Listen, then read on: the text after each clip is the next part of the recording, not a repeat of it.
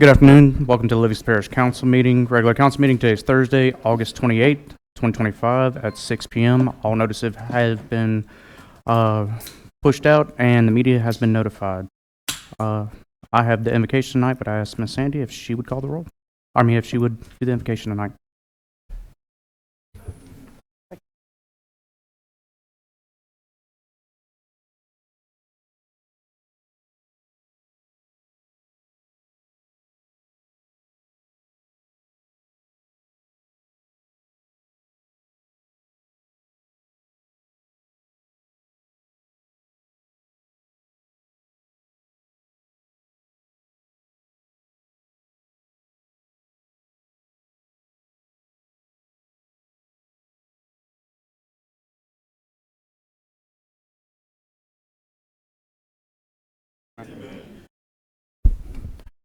Mr. Randy, Parish President, would you lead us in the pledge tonight?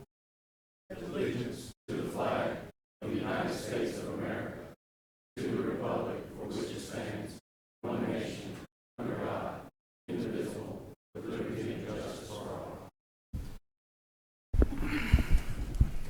Miss Sandy, will you call roll? Mr. Artie. Sorry. Here. Mr. Taylor. Here. Mr. Coates. Here.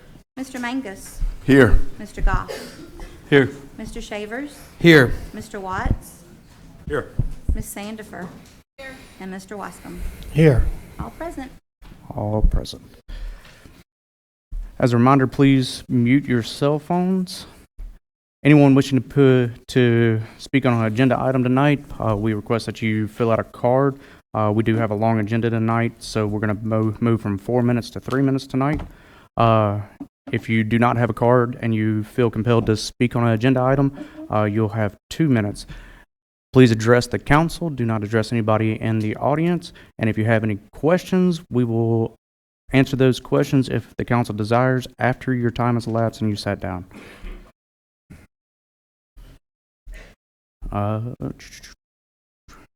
Presentations. Ms. Sandiford, recognition of the Pard Soccer Club. Okay. All right, so we have a soccer team in the house tonight. The Pard Soccer Club. So the boys Pard Soccer Club recently competed in the U.S. Youth Soccer National President's Cup tournament. To get to the national level, okay, so get this, I want to focus this too. They won the state level and the regional tournaments. So they were invited to Tampa and to compete in the nationals. In the nationals, they went 1-2. They did not take the title home, but this is a huge accomplishment for this group of kids and the Pard Soccer Club. This is the first time a Pard Soccer Club has advanced past the regional tournament. So please help us congratulate this great team. Y'all come up. I've got some certificates for you, and we want to take pictures with you.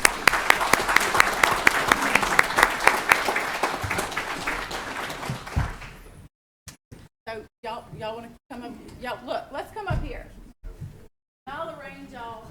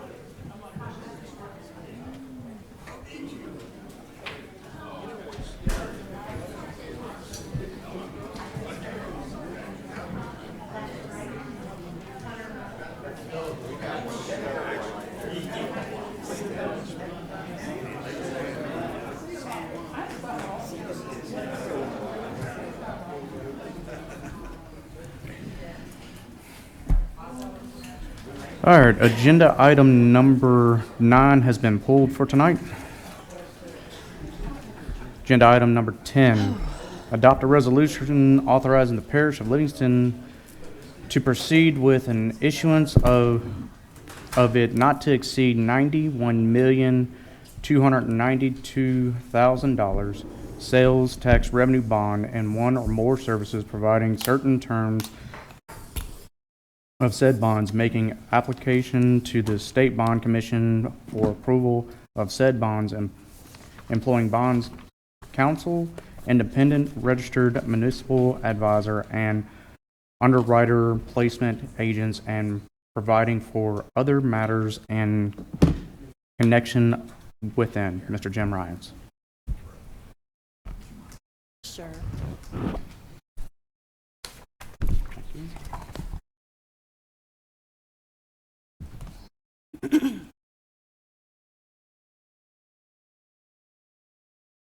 Thank you, Mr. Chairman. I brought some handouts for y'all because I got a bunch of calls from, and they were good calls from good people, good questions. The first one you've got, there's two. You should have 2 handouts with 4 pages each. And the first set of numbers you should have highlighted in orange right up here, not to exceed. Okay? You're going to notice on that, so this is the sources and uses of bond. This is where we get the money and what we do with the money. Not to exceed is a term that the Bond Commission has come up with that means you have to draw this box and you have to live within this box. And you can't go over any of the numbers or interest rates or the length of the debt or anything like that. So when we run not to exceed numbers, we assume the highest interest rate possible. We assume the maximum amount we would ever need for any and all contingencies. And we assume the maximum length, okay? And the second set of numbers you have are what we refer to as the real numbers. But on the not to exceed numbers on that first page, the sources and uses, I want to look under uses. You're going to see, I've got highlighted there, debt service reserve fund, $9,129,000. And then you'll also see bond insurance of $663,683.08. As some of you old timers like Ricky and John know, you can't have both. You either are going to have a debt service reserve fund or you're going to have bond insurance. But in these set of numbers, we assume every possible contingent. What will happen is we will be able to get bond insurance on these bonds, and we will not need the debt service reserve fund. So that $9.129 million we won't need. Now, I say that with a 99% chance of certainty.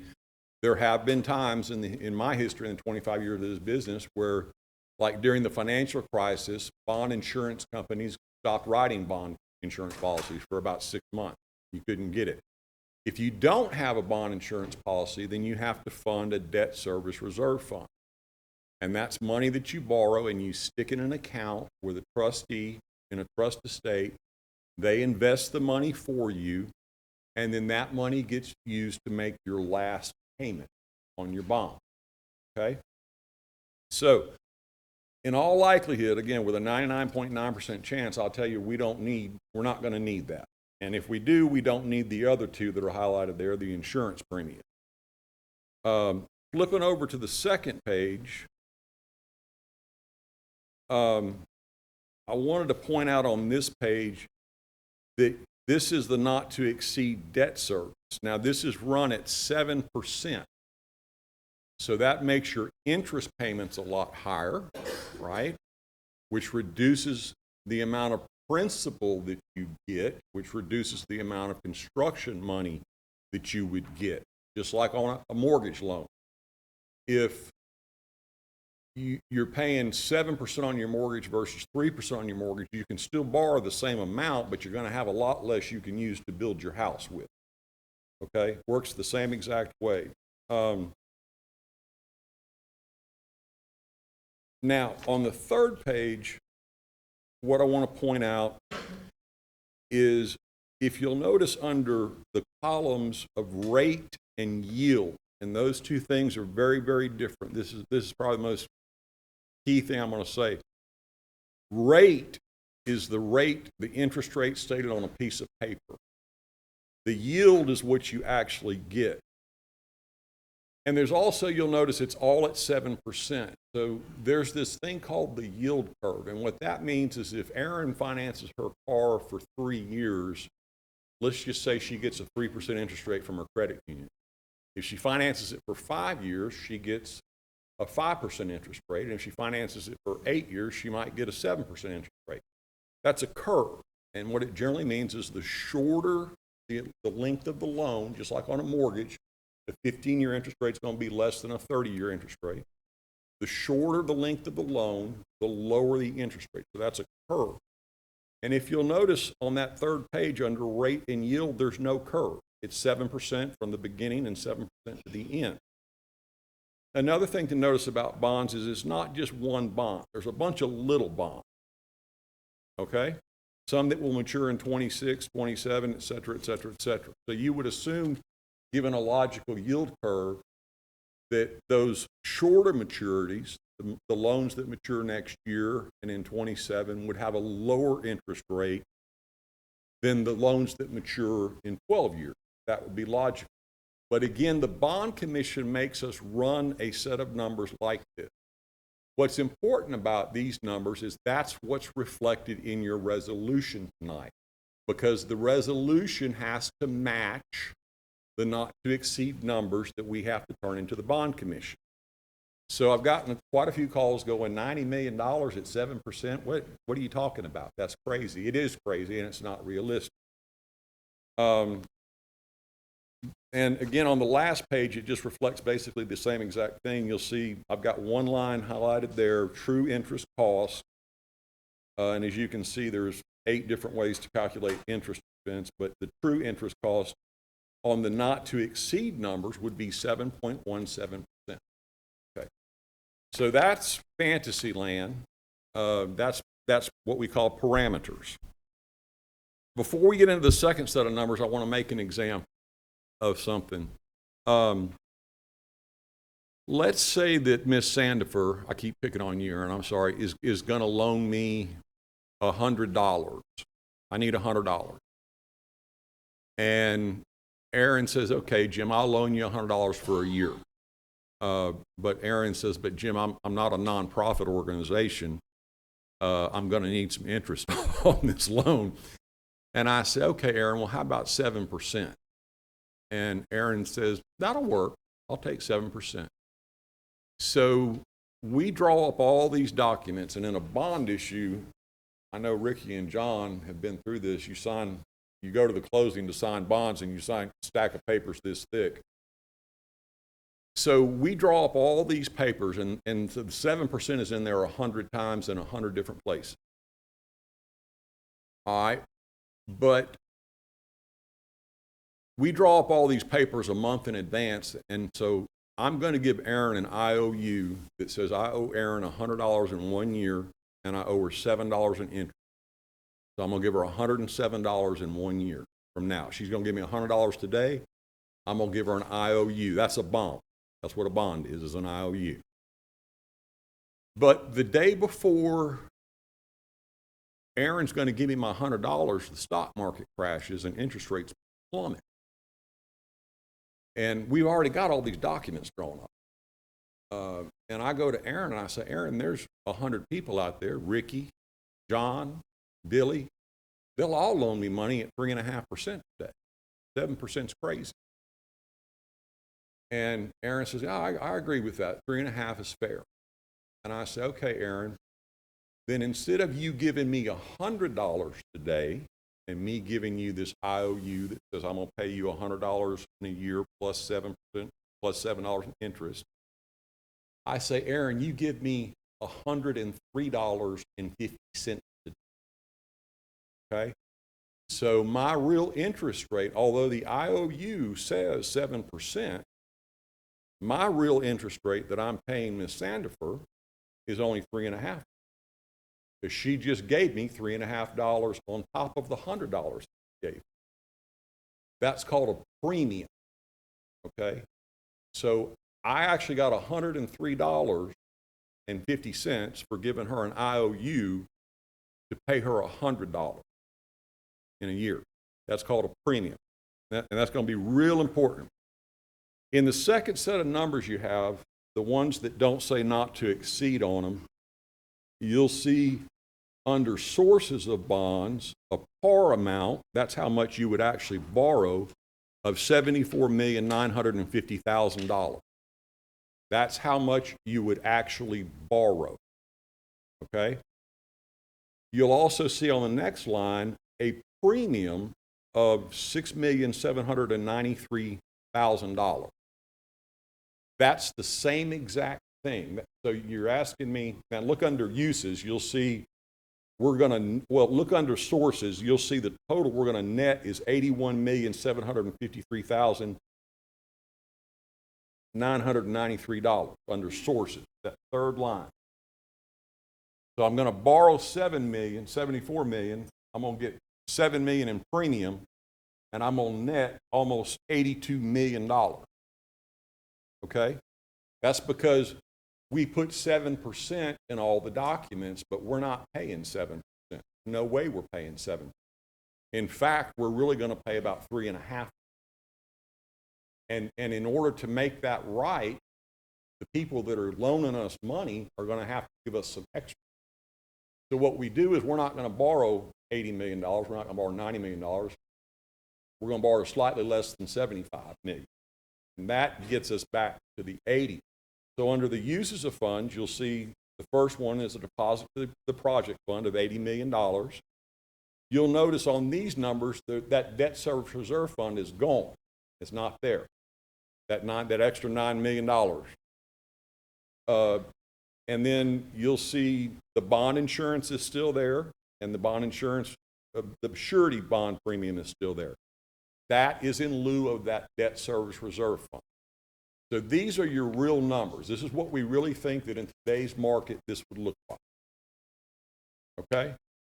On the second page, I want to point out your coverage, which is the far right-hand column, debt service coverage. What is debt service coverage? We like to throw this word or these words around called coverage ratio. And what that means is for every dollar of debt that you owe someone, how much revenue do you have to pay them back?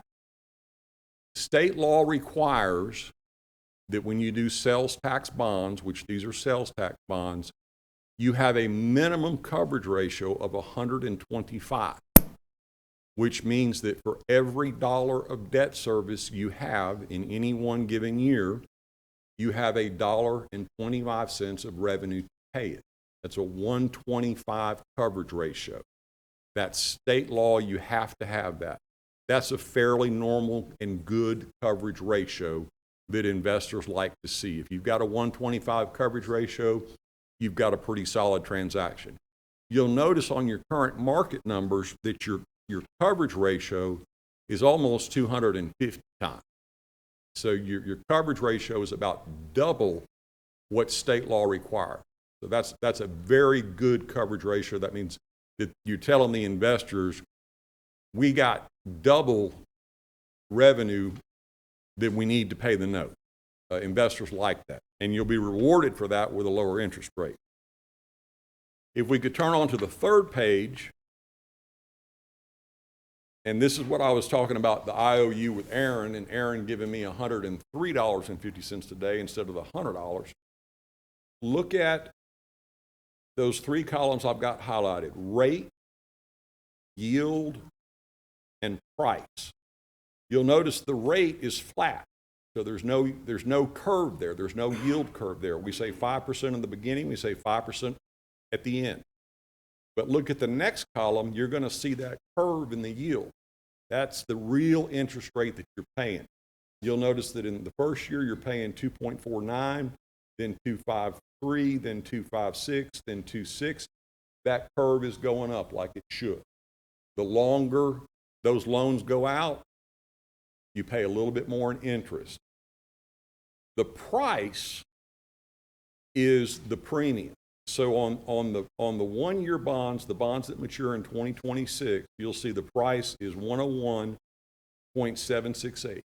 That means for every $100 that someone loans you, they're going to give you $101.77. And if you look down at the last maturity on August 1 of 2036, you'll see the same thing. The IOU, the rate, is going to say 5%. That's going to be what's on the IOU. But the yield is only 3.88%. And the premium is, you'll see it says price is 108, let's just say 109. That means for every $100 that someone's going to loan you, or that you're going to borrow, they're going to give you $109. So for every IOU of $100 that you give them, they're going to give you $109 for that. That's where our premium comes in. And if you look over in the far right-hand column, it calculates that premium, and you can see again that same numbers right at $7 million would be your premium. And again, I've got another line highlighted down there: purchase price 81, premium is 108%. That's on the total bond issue. So on the total bond issue, on average, you're going to get about $8 more than the $100 for every $100 you borrow. The next page is your real interest rates, and again, I've got that true interest cost, that tick highlighted. In today's market, we think your rate would be right at 3.5%. So that's why I use the analogy with Aaron about the 7% is written on the IOU, but she's going to have to give me $103.50 today to get that real interest rate, that yield down to the 3.5%. And that's it. I know that's a lot of information, and I know that's a bunch of bond geek talk. To walk through the timeline real quick, we've got the resolution tonight. We've got to publish all that. We would make application to the State Bond Commission on September the 17th. We would have to come back to the Parish Council on September the 25th to introduce an ordinance, and then come back to the council a third time on October the 9th to adopt an ordinance. These bonds will be rated by Standard & Poor's. A lot of y'all have heard of the S&P 500 index. The S&P in that means Standard & Poor's. So these bonds will be rated. We anticipate they will have a rate of AA, which is excellent. That means that Standard & Poor's, the rating agency, will tell investors, this is AA rated paper. It's an investment grade paper. It's safe to invest. And that's pretty much it. The resolution in front of you tonight doesn't obligate, number one, doesn't obligate y'all to do anything. What it basically does is it tells me and my team to go to the State Bond Commission and make application to the State Bond Commission based on those not to exceed parameter numbers that we talked about first. This resolution tonight doesn't incur any cost, doesn't authorize us to borrow any money, doesn't obligate you to spend one penny. It basically tells us, go to the bond commission, go talk to the rating agencies, go talk to the bond insurance companies. Let's make sure what we think we have is what we really have. I know that's a lot of information, and I apologize for if I got to bean counter on you. Billy, I make a motion that we allow Jim Ryan and his team to go to the state. I got a motion by Councilman Shavers, second by Councilman Goff. I just want to make sure, is there anybody that wants to speak on this? I'm talking to the... All right, nope. Councilman Goff. I got you. He's flagging me back in the back.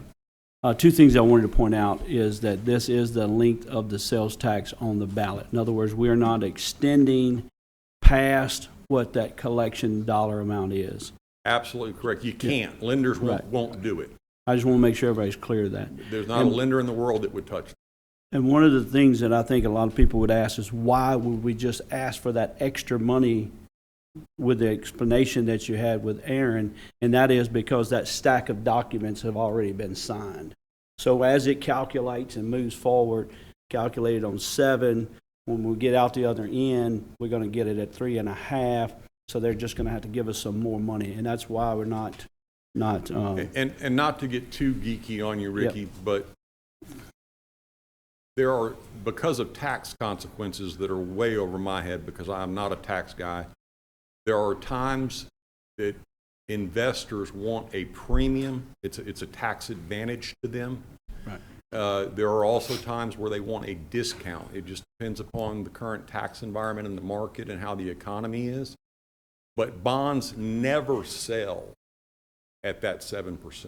They're always going to sell at a yield of higher than that or lower than that, because we don't know until we go into the market that day and start taking bids what the market rate is going to be. So that 7% on that IOU that I gave Aaron is never 7%.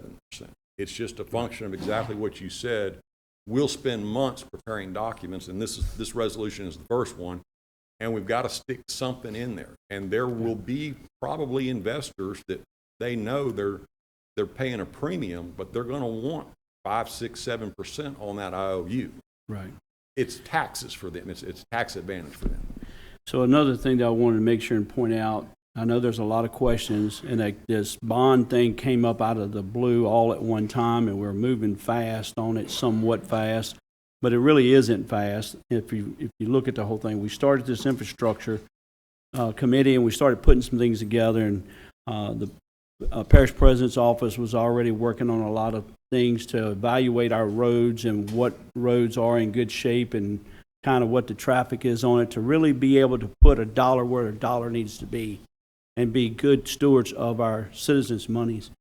So I'm going to continue to use this phrase, and the parish president uses it a lot: promise made, promise kept. And the promise made to the people of this parish, and I keep saying, keep the glass half full.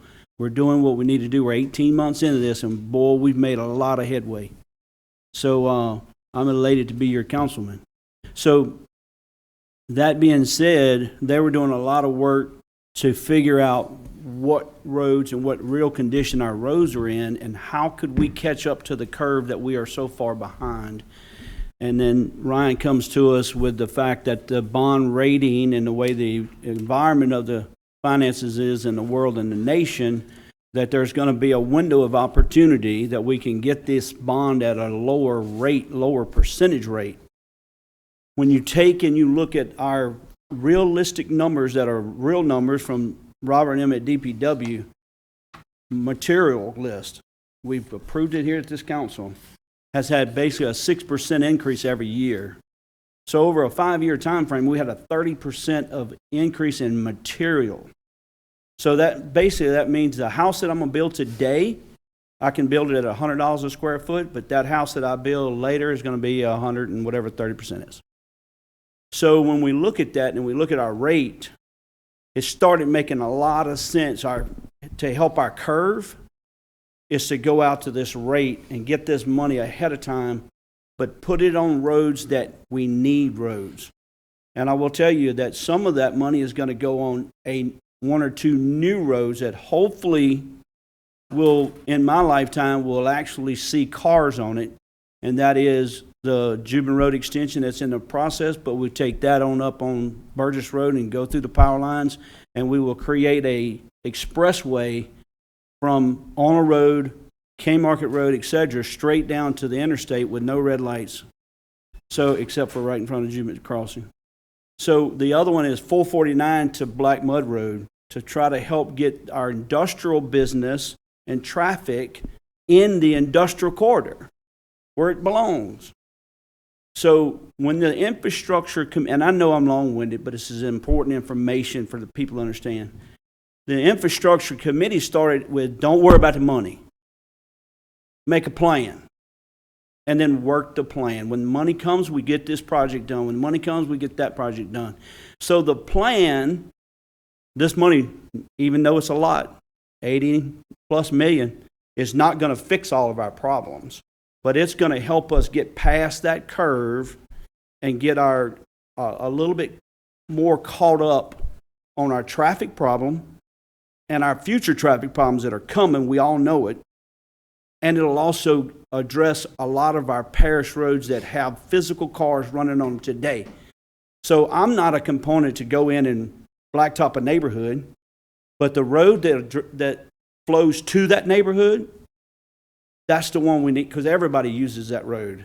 So we want to make sure that those are the first ones that we attack and we address and we make better and do it. So that being said, it's no different than animal control. We've been trying to fund animal control for many, many, many years. Mr. DeLatte, along with ARPA money and some other things, was able to build it. We got a little creative from the financing side of it, and everybody voted on it and approved it to where we could have some funds to be able to fund that on a long-term basis.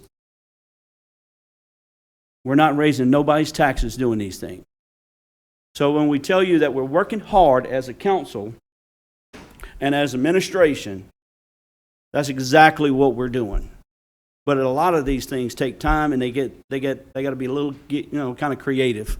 And it's no different than your finances at home. Sometimes you got to get creative to get that automobile broke down. You got to get creative to get the funding to get it fixed.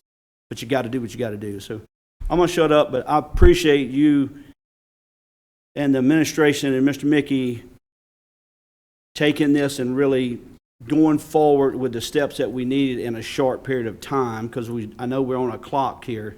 But once this is done and we have the roads, and I'm so elated to release all of the data that we have with the roads and to show the people, and that's going to happen. It's going to happen through the infrastructure here in the next month or so. And you will have a total picture, and this council will be able to vote on all of those roads and how we're doing them and kind of what the traffic is. I just simply ask you to understand that the road that's in your neighborhood, you have to use other roads on a regular basis to get there. And everybody else uses those roads too.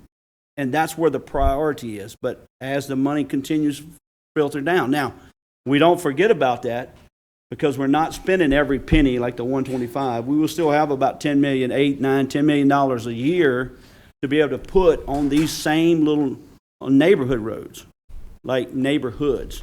So we're not going to not do a road program, but we're going to take this and spend our money as one big lump sum, or as Robert says, 15 different bid out projects to get more people on the ground, more people doing the work.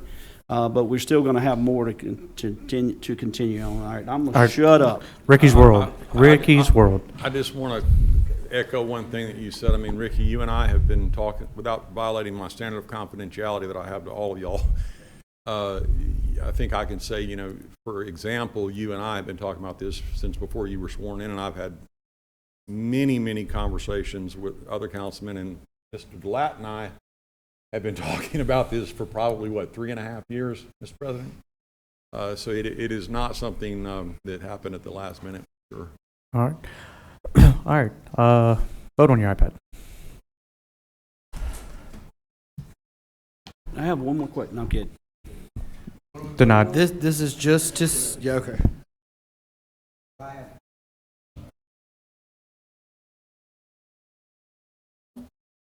All right. You can turn your mic on. Okay, am I okay to talk? Ask him. I see the maturity rate is what, 2036?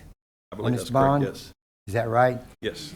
The only thing I'm really asking here is, I'm looking at all these numbers here, and are these numbers able to be or subject to be changed for some unforeseen reason, such as a recession of some sort? Can these numbers that you gave us, that we're all looking at, can that fluctuate or can that change in the midstream? I expect it absolutely will change, Mr. Erdy, because these numbers are based on current market, and bonds are just like stocks. They're bought and sold and traded every day.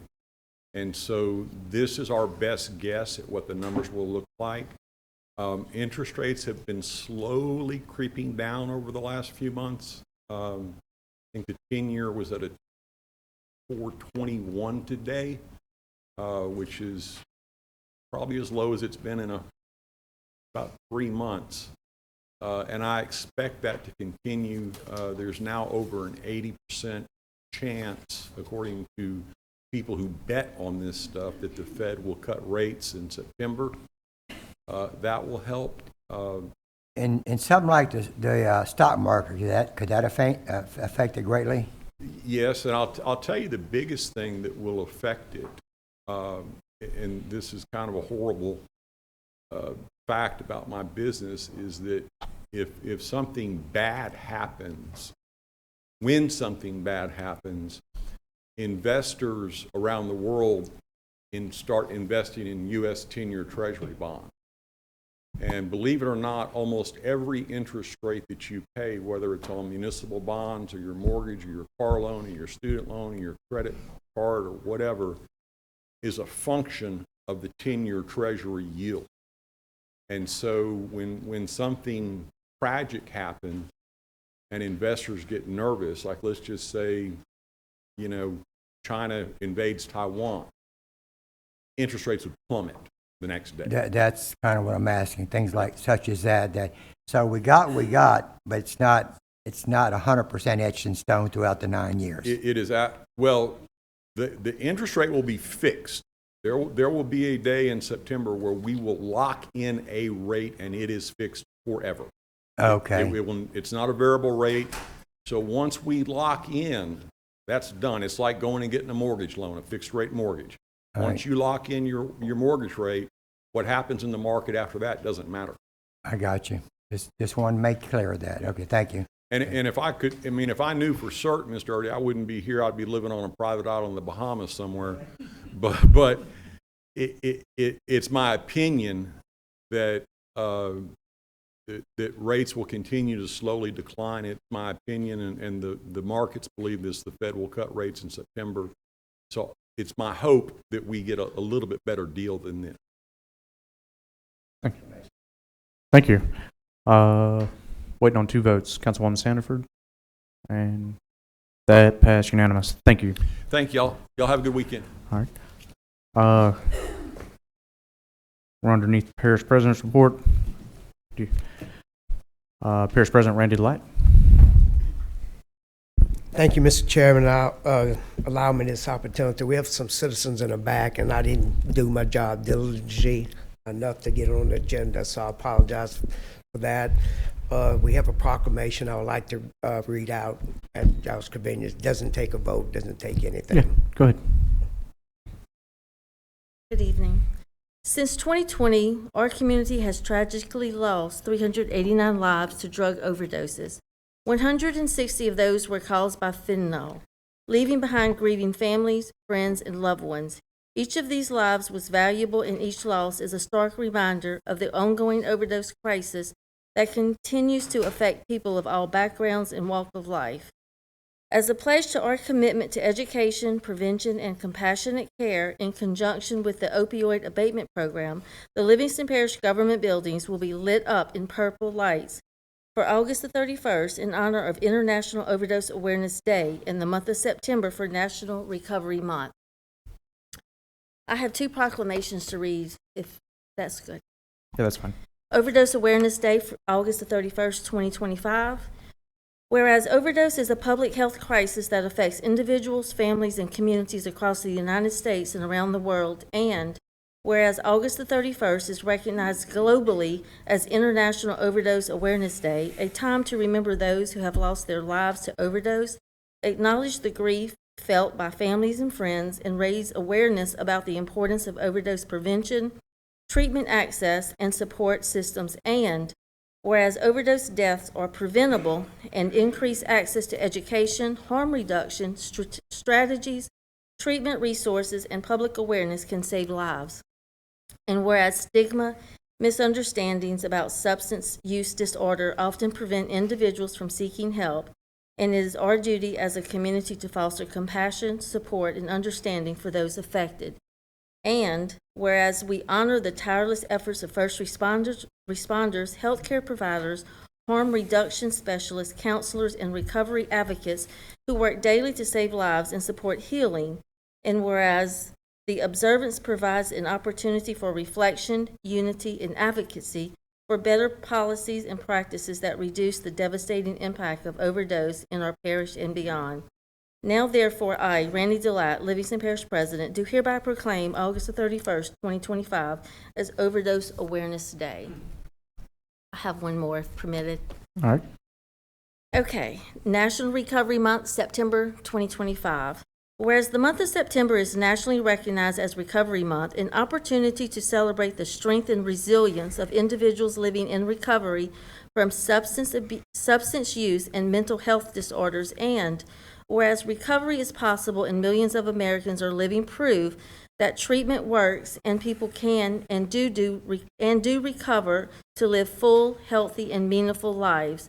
And whereas the National Recovery Month highlights the dedicated professionals, peers, families, and organizations that provide support and services to those on their recovery journeys, and whereas it is critical to reduce stigma and misconceptions surrounding addiction and mental health by recognizing that substance use disorders is a treatable medical condition, not a moral failing. And whereas this month serves as a call to action to expand access to prevention, treatment, and recovery support services, and to build equitable systems of care for all communities, and whereas we affirm our commitment to building a recovery-ready Livingston Parish that embraces hope, promotes healing, and supports every person seeking recovery. And whereas community engagement, education, and compassion are the cornerstones of creating a society where recovery is recognized, supported, and celebrated.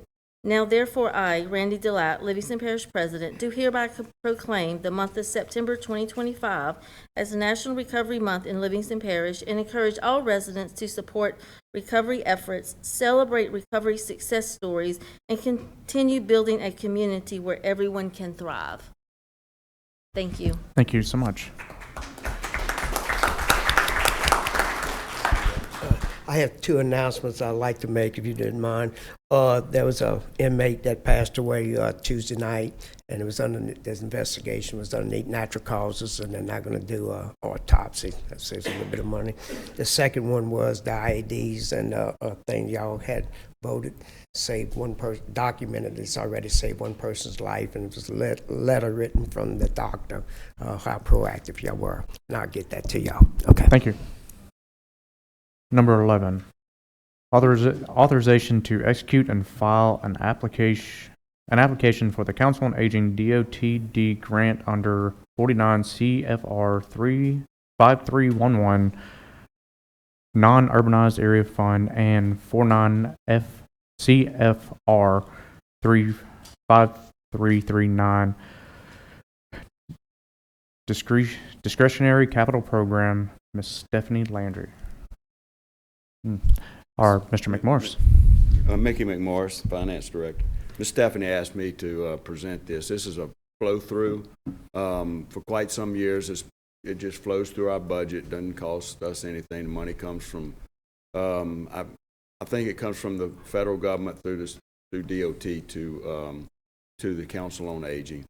And we had an opportunity to visit Council on Aging last week or the week before. And it's really awesome to see what Council on Aging does for our senior citizens.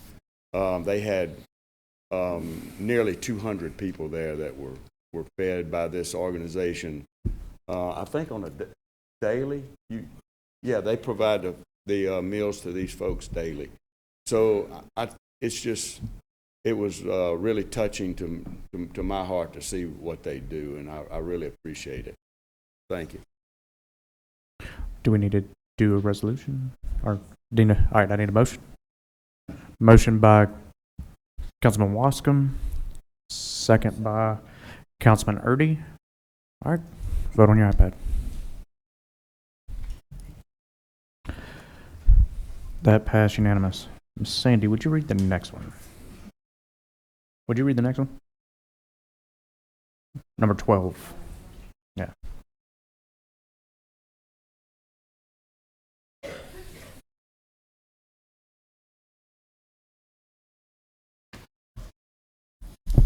Okay, this is a proposed resolution.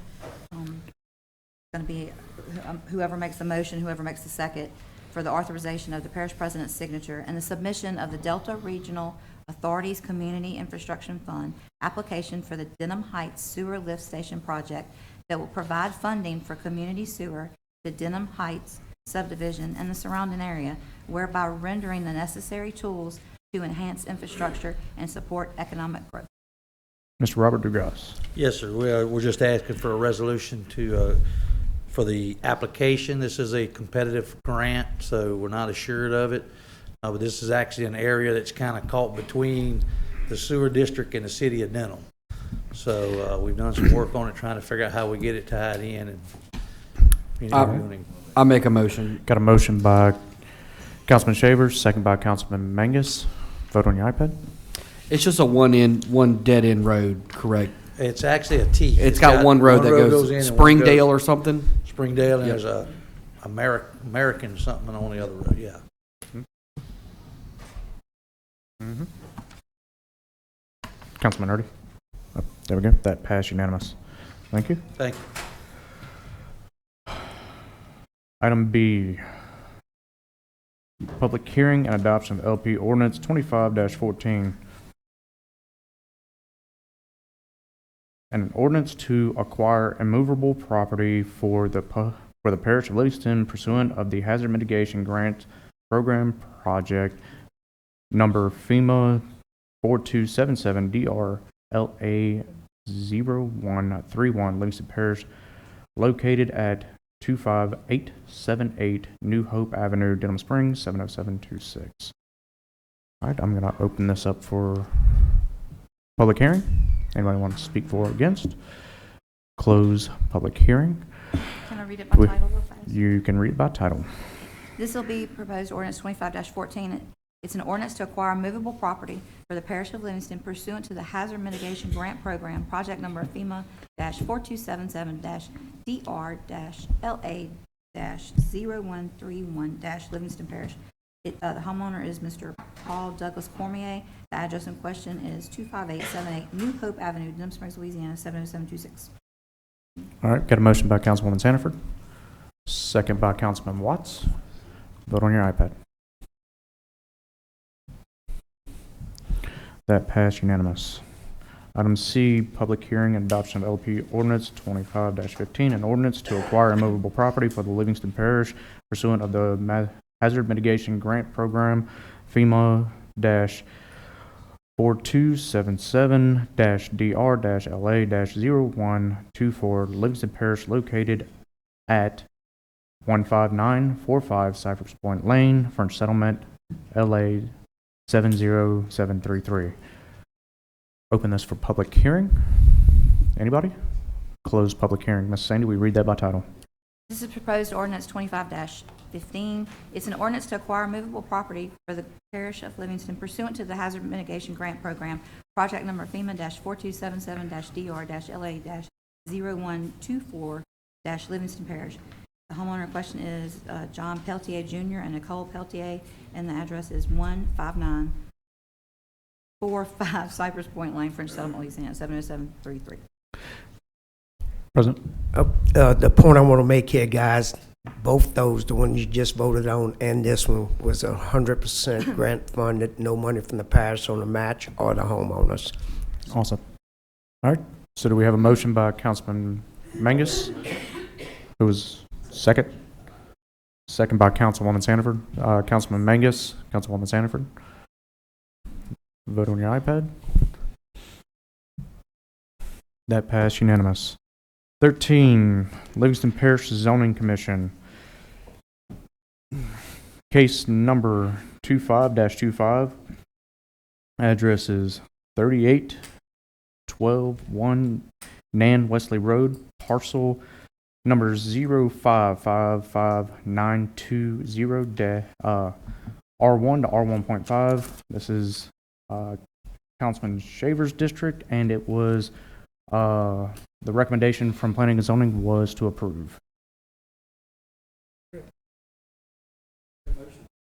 Councilman Shaver's, yep. The public input, 1 second. All right, public input.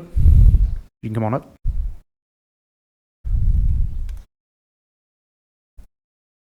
Hi, I'm the owner of the property.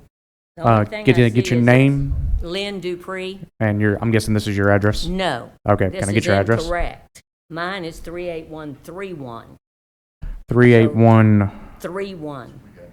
I don't want to take my neighbor's property. 381. We got 381. It's correct. It's correct on the paperwork right here. Is it? 3131 Nan That's West. it. No. That's it. I Yeah, just what wanted, went through the P&Z is correct. okay. I just wanted to make sure That y'all says were 2 on aware the that top. it was not correct on I think here. you're good. Okay. Yep. All right. So we will.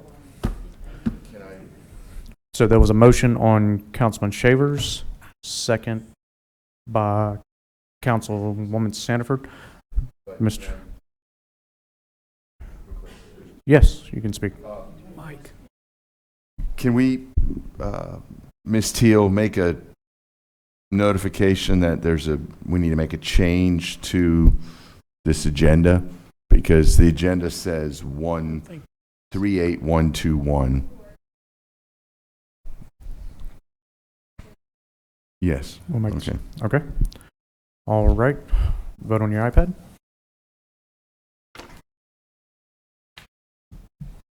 I just want to say something really quick, just for the record.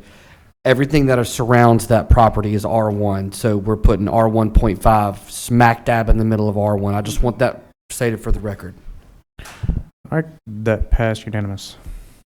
Item B, case number 25-29 at 30464 Bo Sawyer Drive, parcel number 0100321, R1 to R1.5, Council District Number 4. This came with a recommendation from Planning and Zoning to approve. Yeah, this is in my district, District 4.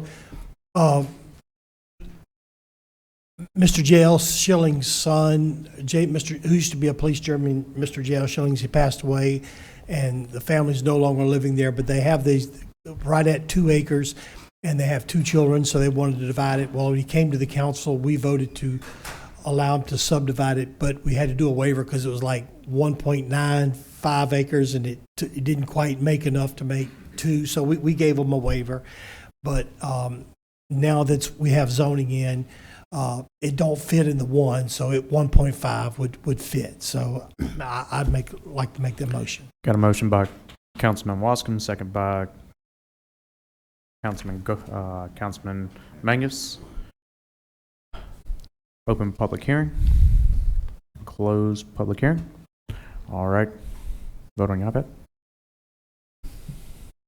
That passed unanimous. Item C has been pulled by the owner's request. Item D, case number 25-31, LA Highway 63, Tall Pine Subdivision, C2 to R2, Council District 8. The recommendation from Planning and Zoning was to approve.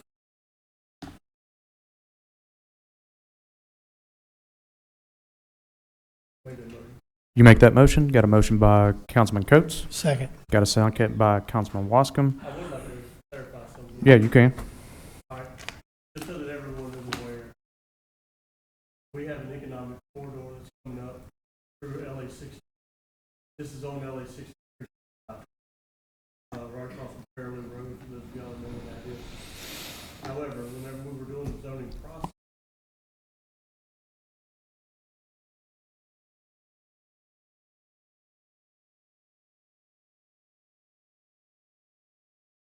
this was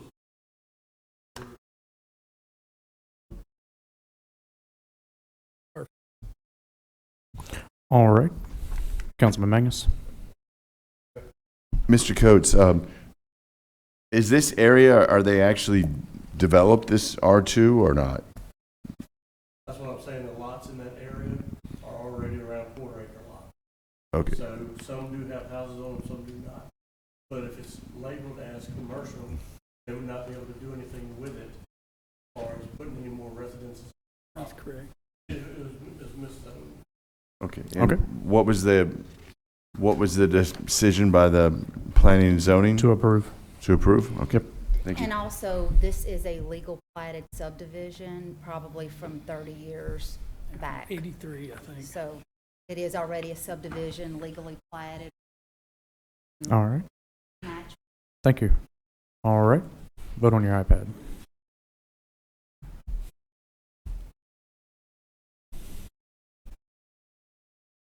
That passed unanimous.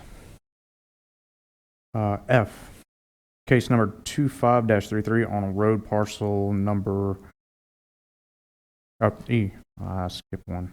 2532-14422 Lockhart Lane, parcel number 0279109 Alpha R2 to R1. This is in Council District 7. The recommendation was to approve. I'll make a motion that we approve that based on the planning commission as well. Got a motion by Councilman Goff, second by Councilman Mangus. Is there anybody here to speak or for or against? Nope. Vote on your iPad. All right. F, case number 2533 on a road parcel number 0452862 Alpha R1 to R4, Council District 1. The recommendation from Planning and Zoning was to deny.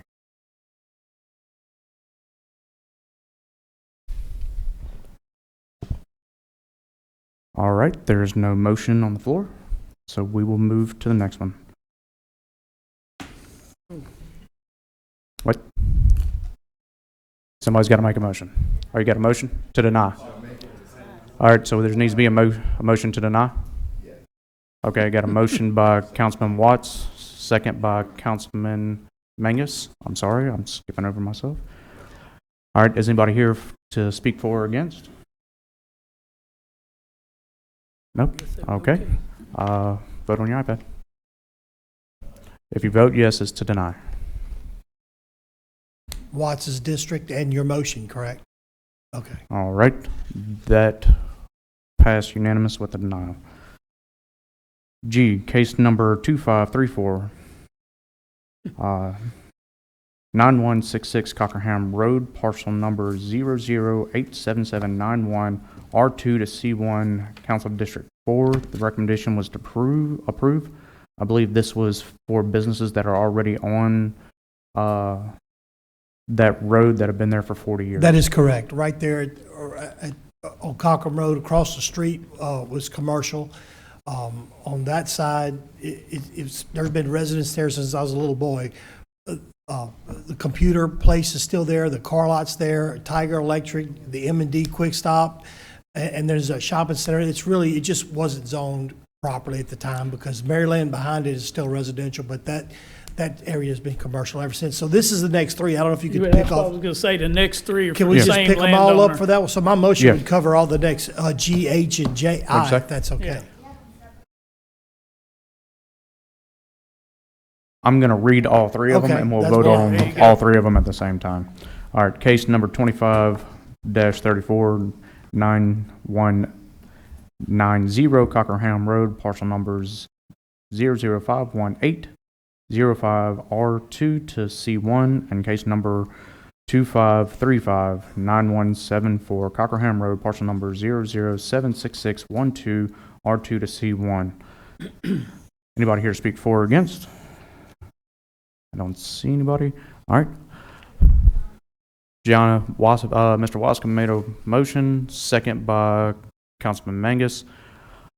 Vote on your iPad. All right, that was approved, unanimous. J, case number 2536, 32569 Clinton Allen Road, parcel number 0049676 R1 to I2. This is in my district. The recommendation from Planning and Zoning was to approve. Got a motion by Councilwoman Sanford. I'm trying to hit request to speak, but it's not letting me. I just want to say really quick, this is pipe and steel, which I'm totally fine with. And I need to get with Kylie on something, but they have road access, and I'm good with their rezone request, but they have road access on Clinton Allen, and I just want to make sure that, and state it for the record, that when they go to present their plat to do the addition to the facility, that they are not, that traffic is not coming off of onto Clinton Allen Road, if that makes sense. Yeah, we can address that. Okay. Got a second by Councilman Goff. Anybody speak for or against? Nope. All right, vote on your iPad. That passed unanimous. Okay, case number 2537, address 20681 LA Highway 16, parcel number 0217802, R1 to C1, this is Council District 5. The recommendation was to approve. Councilwoman Sanford made a motion. Got a second by Councilman Shavers. Anybody here to speak for or against? Nope. All right. Vote on your iPad. The motion was by Councilwoman Sanford to approve and Councilman Shavers. Second. All right. Oh, sorry. All right. That passed unanimous. Number 14, we pulled that. The minutes are not complete. Public hearing and adoption of LP Ordinance 25-16, an ordinance to amend Chapter 125, Section 125, 137 prohibits and restrictions of use, deleting Part B, semicolon 3, removing mobile home waiver list. Councilwoman Sanford. Does somebody want to read it? Can somebody read it? Okay. This is proposed ordinance 25-16, an ordinance to amend chapter 125, planning and development, section 125-137, prohibitions and restrictions of use of the code of ordinances in and for the parish of Livingston. Also need to make a note that I made a mess up on this, and it has the old section number, so we're gonna need to amend it and adopt as amended on my part. It's just, All right. nothing's changing except the section number. So we'll make a...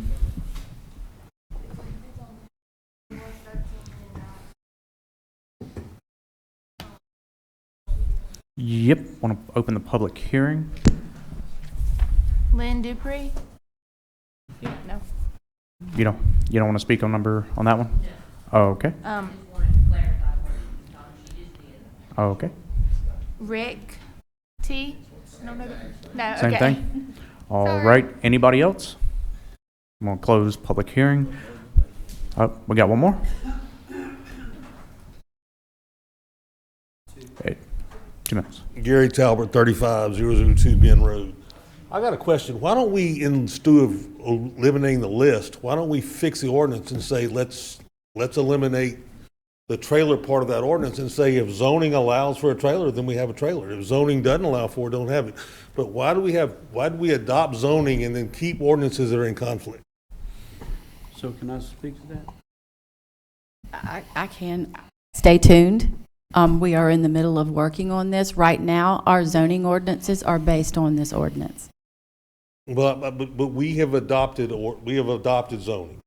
So if you zoned R1 and allows a trailer, why are we having a conflict with an existing ordinance that's got, I mean, I own 2 lots in a subdivision on this list. So and across the street from me are 2 trailers on 2 lots across the street from the 2 lots I own. My question is, we're going to take that subdivision out of the list, yet we're not going to allow however it's zoned be priority? I mean, why are we going to eliminate a list and still have an ordinance that's conflict with zoning? I mean, we've created a list, we've got subdivisions that have trailers in them already because zoning allows for it. Why are we going to eliminate the list and not fix the ordinance? That's my point. I mean, let's fix the ordinance. Let's don't partially change something that exists currently. That's it. That's the question I have. I mean, why are we going to adopt a change tonight that's going to negatively impact people, that will put them in conflict with zoning? Let's correct it properly. That's my point.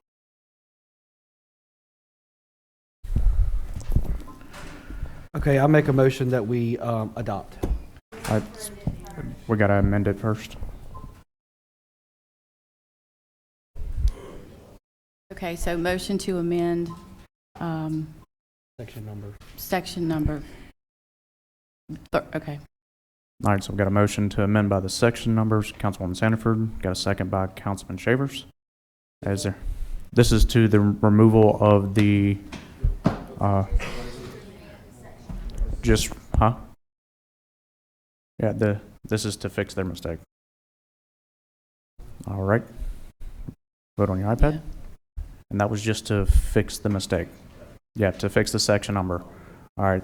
That passed unanimous, or that passed 8 yeas, 1 no. Councilman Watts voted no. That was just to fix the amended. Now we have to vote on, we got to adopt it as amended. Councilman Mangus. Yes, but we need a motion. We amended the agenda. Now we have to, all right. So, Councilwoman Sandiford? A motion. Got a motion by Councilwoman Sandiford. Yeah. I'll second. Got a second by Councilman Coates. And the public hearing is closed. All right. Anybody want to speak on this? All right, Councilman Mangus? Mike.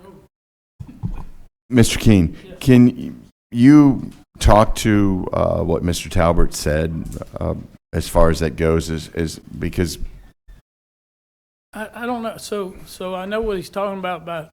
So it'd be more like the legacy things we've talked about before. Mr. Brian Clemens talks to us about it a lot. If things are existing prior to changing the ordinances, how do we help people through that? And I think Ms. Sandiford's speaking to that in the UDC. There may be some changes that y'all are wanting to make that'll make it clearer. And I think what Mr. Talbert is talking about is if you did that tonight, it wouldn't negatively affect anything, but it would keep maybe a problem from arising in between now and the time UDC comes in. That's the only thing I can get from it. Would it fix everything to get rid of the ordinance? I don't know. It would help my world a lot because I'm in the planning department. Y'all are trying to make us deal with civil, and we don't deal with civil. So if the ordinance was just gone, zoning would dictate what happens in every subdivision. If there was a subdivision, let's say Plantation Estates, 1 acre lots or bigger, and in their restrictions it says no trailers, and somebody starts building a house, a trailer pad, then it would be up to the people in that subdivision to stop it. Because we can't enforce it anyhow. parish doesn't have the ability to enforce covenant. You know, so that's something to think about. I don't know where y'all would go with that. Do you understand? Do you understand? I do, but what type of changes can you allude to any of that? If we vote for it now, how is that? Well, you've got something on the agenda, and just further down the agenda, that if the council approves that waiver, they go on the waiver list by this ordinance. So somebody can go in tomorrow and apply for a mobile home and put another mobile home in there without any oversight. All right, Councilman Watts. How's this going to affect, like, land up on 63? I bought some land up there years ago in the early 80s, and it's 3-acre tract. It was sold probably 23-acre tract, and then they subdivided it. But they had to put a name on it.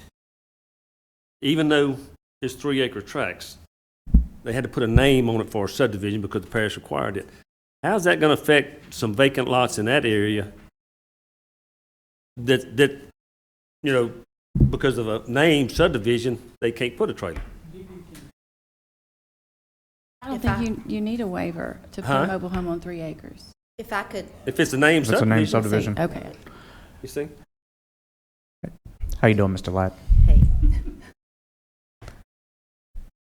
Whichever way y'all vote tonight is ultimately up to you. The only thing that I ask is, if you do away with the waiver list, then anyone who is in a named subdivision has the option to come to y'all for a waiver. So it's still going to be coming to you because there is still that ordinance.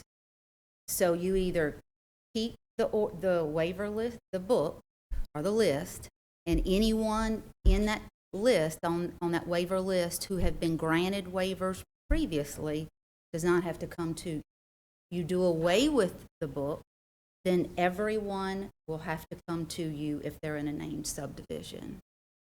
So either we are in the business of enforcing subdivision regulations, or we back up like the judge had told us years back with the previous lawsuit like this, and we let zoning dictate how we move forward. The ordinance was placed with Mr. Wascom in the previous council after the 16 flood because we didn't have zoning. But we have zoning now, and we could let zoning dictate the rules, get us out of the business of enforcing subdivision regulations, and put that on that subdivision HOA to have to enforce the rules that they have put into place and that they've chosen to live in that subdivision.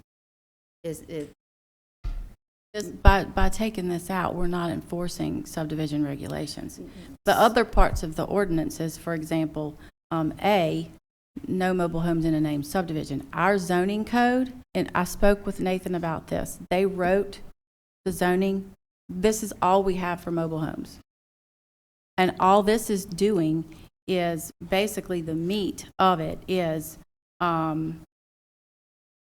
if any applicants seek permitting and their property is located within a named subdivision that has been previously added to this list, the applicant will not apply in duplicate for the waiver as previous determination has been made. So if they're in a subdivision, in a named subdivision, they're just going to have to ask us for a waiver instead of it automatically going through. And that happened because of the flood of 2016. And yeah, people needed RVs, they needed mobile homes. It was a catastrophe. And so like FEMA is doing right now, they have come down with a date to stop the acquisitions and the raising of the properties that flooded. At some point, we have got to pull the plug and get back on track. And yes, absolutely let the zoning do what zoning does. So and that's fine. Like I said, that is y'all's choice. But we deal with this at least once a week. where people come in a named subdivision for mobile homes, and they're gonna have to come to y'all for waivers. So getting rid of this does not get rid of you still having to come before you to request a waiver. That's all I do want y'all to know. It's not gonna end your problem. In fact, it's going to escalate and make it worse, correct? 10 times worse, correct. And that's y'all's choice. I just wanted to give you the information, and whichever direction y'all want to go with it. There were some questions as to, well, what happens if we do away with this? Well, then what happens is we're out of it, our office, and then it comes to y'all if they choose for a waiver. And that's our job. Correct. Yeah. You're 100% correct. So, thank you. I just want to verify that, or clarify that definitely it is your choice. We will administrate whatever you vote on. I just want to make that clear. We have lost some cases where you try to enforce subdivision coverage. We just make sure that when we make those changes, that we cover ourselves. And I would beg that Mr. Moody would help look at those things, or the land, whoever we have. But it's been less than 6 years ago that we lost a case because we got sued on what they claimed we was trying to enforce coverage. We wasn't. We was following our ordinance, but we didn't win that case. I'm just saying, just when you make the changes or whatever you're going to do, it's your choice. Just think about protecting ourselves legally on how when you make it. So, but whatever way you vote, we're happy, whichever way you vote. All right, Councilman Goff. So this gets a little complicated, but Mr. Steve or Marty, one of y'all, I'm gonna have a question if y'all want to make y'all's way up. So what I'm okay with doing away with the list. It's a list. You know, if they want to come up here and there's 100 in the room and 100 applications, it's fine. The problem that we have is the fact that we had no zoning, and a lot of this property is situated in pre-zone timeframe. And they have named subdivisions because back in the day you had to give it a name to subdivide property. So then when they put the ordinance in place for the flood to say no mobile homes in a named subdivision, inadvertently, all of the property, even if you wanted to subdivide it to give it to your daughter, falls under that category. Pre-zoning as well. So when they come in to ask for even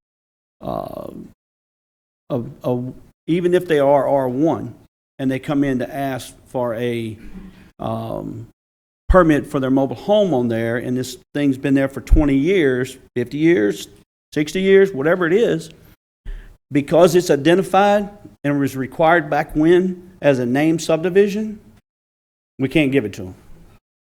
So they got to come and ask for a waiver. So it's a case-by-case-by-case basis, but as they always say, you got to draw a line in the sand. The line in the sand here is zoning. Anything that's zoning moving forward will be conducted under zoning. Anything back, if it happens to fall into this category, in this weird zone area, not zone, in this weird scope of things, because it was subdivided years ago, then we just got to handle those case-by-case basis.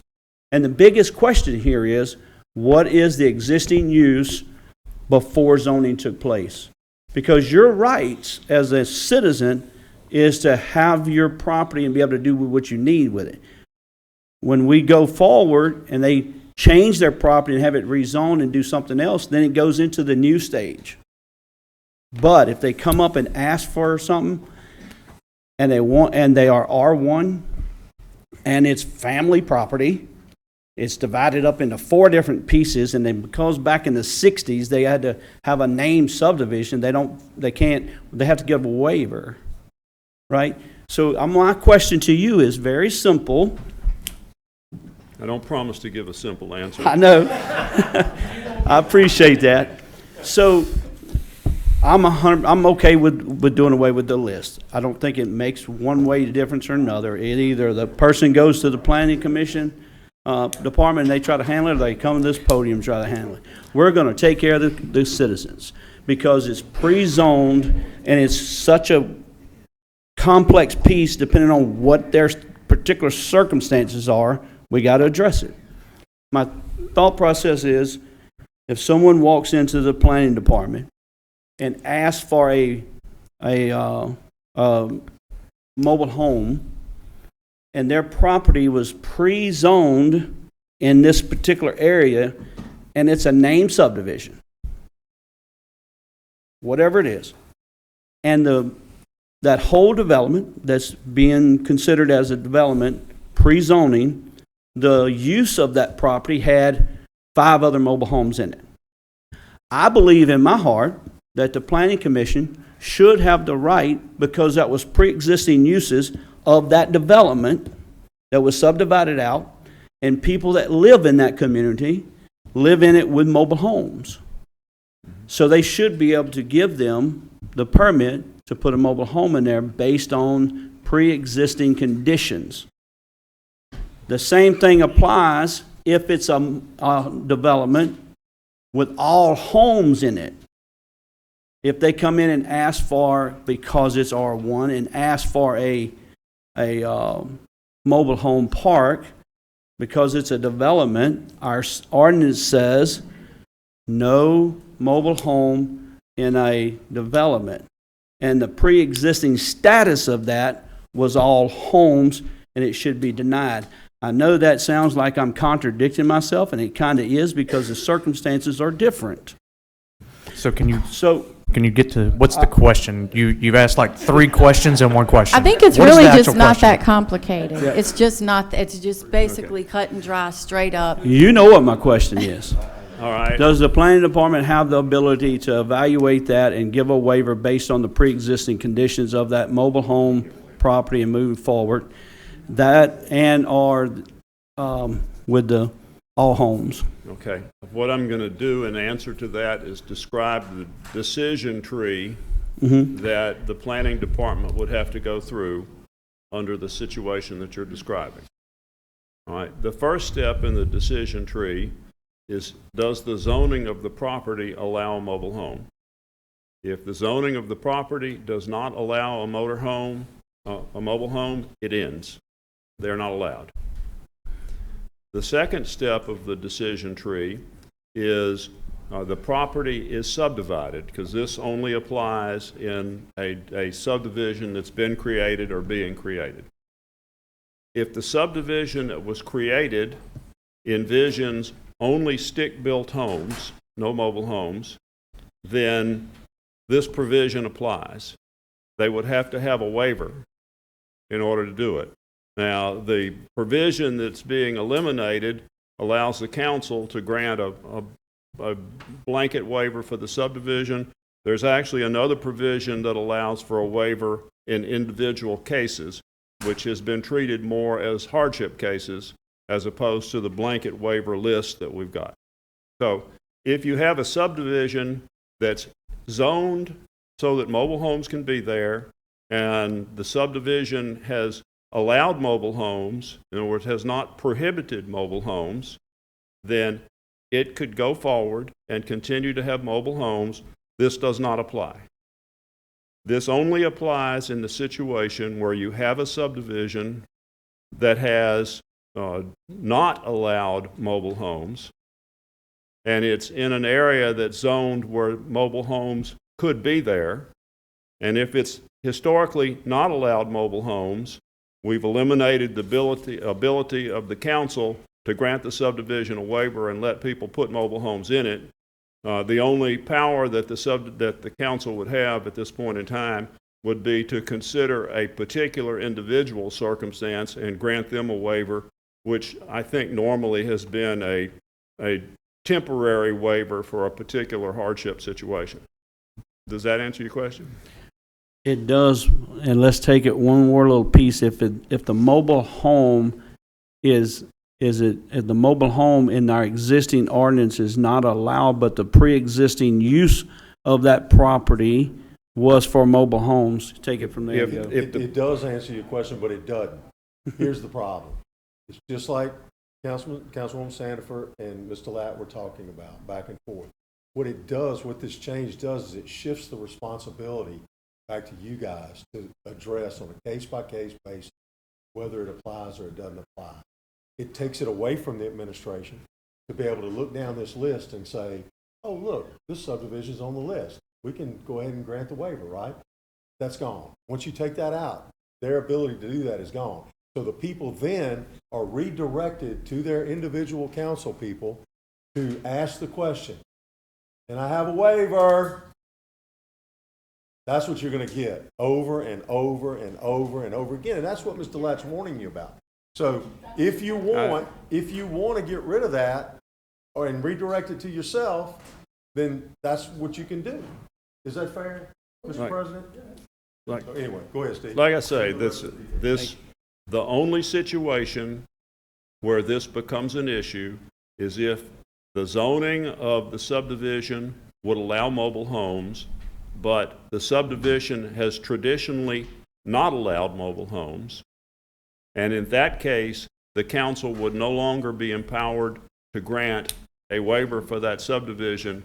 It could still consider an individual circumstance. Now, this is, after that, this is a business decision for the council and the administration. That's what the effect of this is. Thank you. Did that answer your question? Councilman Mangus. I have a question. If we were to remove 125, 137, what would that do? If 125 or 137 was totally removed, yes, the only restriction on mobile homes being in a particular subdivision would be whatever the zoning classification is. And if the subdivision's covenants, HOA, didn't allow it? That would be a legal contractual thing between the people in the subdivision that the council wouldn't be involved in. Right, and that the onus would be then on the HOA. It would be on their back to enforce the... So anything commercial, well, not anything commercial, anything R2 and R2 wouldn't allow it. Right. So you would be able to have a mobile home in the other zoning classifications that allow it. Every other residential zoning classification, R1, R1.5. No, R1.5 already has the mobile homes. R2 does not. You can't have on an R2. R1 would allow mobile homes. R1 already does. Already does. Well, I'm talking about if you remove this whole thing, they don't have to come. The zoning is out. It doesn't. No, the no zoning, mobile homes in a named subdivision is what this is saying. That's what's holding that back. So if you remove the whole thing.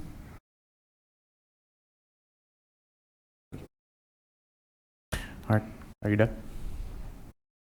yeah. Yeah. All right. Councilwoman Sandifer. I do have a legal question. So this is where it gets kind of sticky and complicated. An R1 subdivision where mobile homes, where it would be under litigation because the mobile homes were allegedly placed there illegally. But they're there, so they were permitted to have another mobile home or more placed in there. It's my understanding that it's under litigation. So they have been removed from the mobile home list, waiver list. So if we do away with this, that waiver list will go away. So what happens when tomorrow? The prohibition of mobile homes that this describes is within this section. So the prohibition would go away, and the only prohibition for mobile homes that would exist would be the zoning classification of the property at issue. So if it's R1 and it's got mobile homes in it now, do they still have to come back for a waiver? If it's R1, which allows mobile homes, and this was repealed. And it's a named subdivision. If it's R1 and this is repealed, the restriction for having mobile homes in a named subdivision would go away, and those mobile homes would be legal. Okay, so that said, I will make a motion to table this to the next meeting. And Yeah. And I will, I've spoken with Mr. Aaron about this, Ms. Sanford, earlier today and some others. So I would be willing 100% to sit down with Scooter, Mr. Marty, because Mr. Marty can help us. And then when we come back, he said he's an attorney. He said he's the interpreter. Oh, an interpreter, For me. okay, I got you, thank you. So, we come back with something, because there is a lot of questions and caveats, because this goes back, because the name subdivision years ago, and we come back with something that is a lockdown and got all our our questions answered, and make sure we don't get in any kind of a legal situation, and that we don't have hundreds of people having to come to this council for direction. So I'd be willing to. All right, so we got a do that. substitute motion from Councilwoman Sanford to table this to the, Councilwoman Sanford amended her motion to table this to the next council meeting. And Dean, are you still with the, all right? Yes. We did have Mr. I just want to say something. Again, I don't know if I was clear when I was saying it earlier. First off, I'll back up a little bit. That's great leadership you're showing here, especially Ms. Sanford. If the name subdivision allows a mobile home and we don't give them that right, I think we have been sued in the past. That's all I'm saying. We can write the ordinance with help of the attorneys to get accomplished what Ms. Sanford is saying, and we just got to do the legal aspect. We just lost a case less than 6 years ago. So I think that's what we're doing, tabling this. So we did have some individuals that wanted to speak on this. So I'm going to open this up for public hearing. Even though we're tabling it, they're here. They have their opportunity, but they'll have an opportunity in another 2 weeks. Yeah. They didn't want to, nobody else, so I'm going to close it again. All right, vote on your iPad.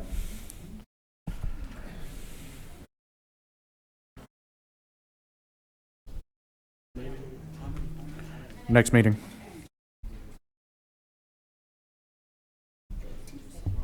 I'm a yes. Mrs. Sandy, will you reread it? I just need to state that the public hearing will be held on September 11th at 6 p.m. And I'm going to re-advertise it in the official journal. All righty. Everybody's voted. Yes, to table. To the next meeting. Yep, that motion passed to table to the next meeting. All right.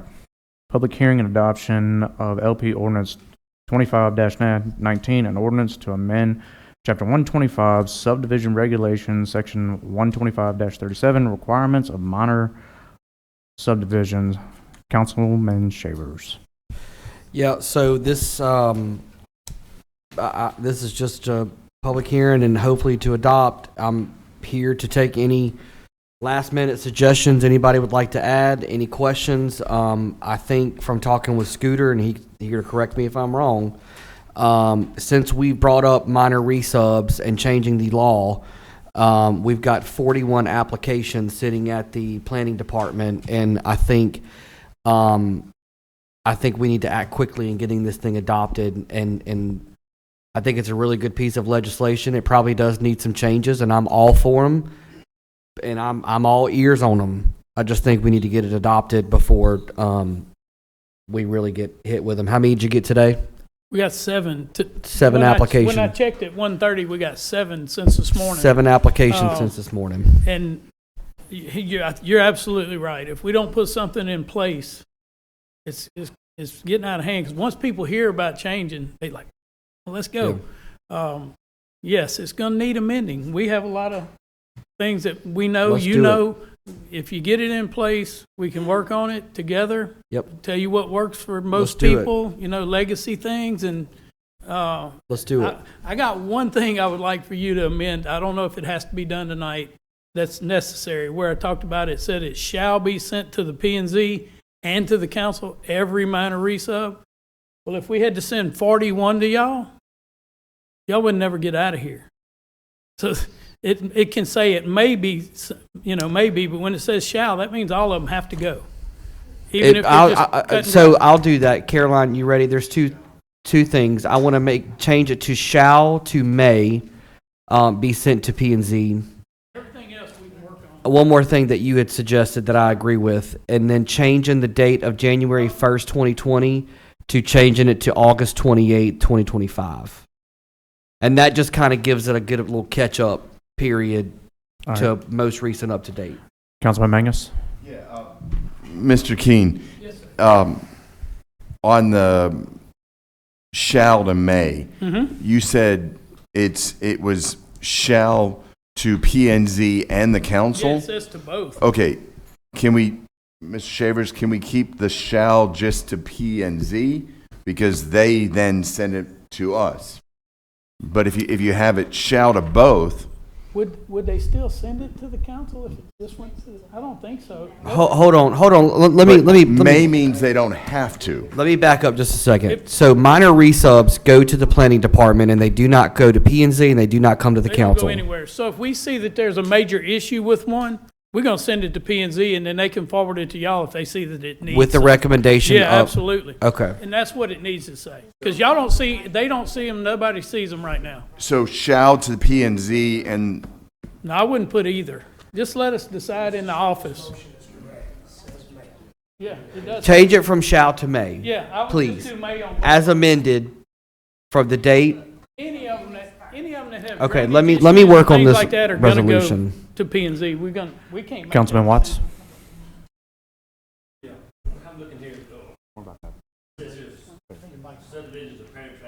Turn on your mic.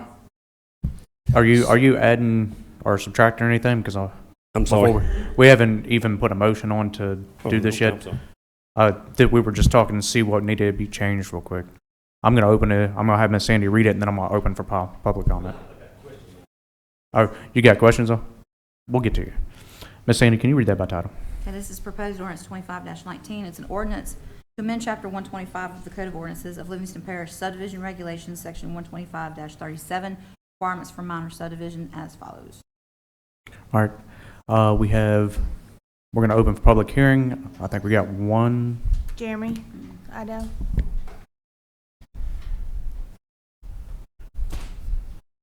Hey.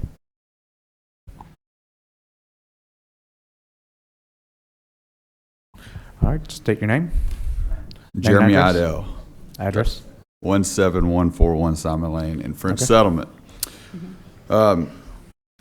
So I saw most of you at the State of the Parish and want to commend you all on the job you're doing. It's thankless and you're not paid enough,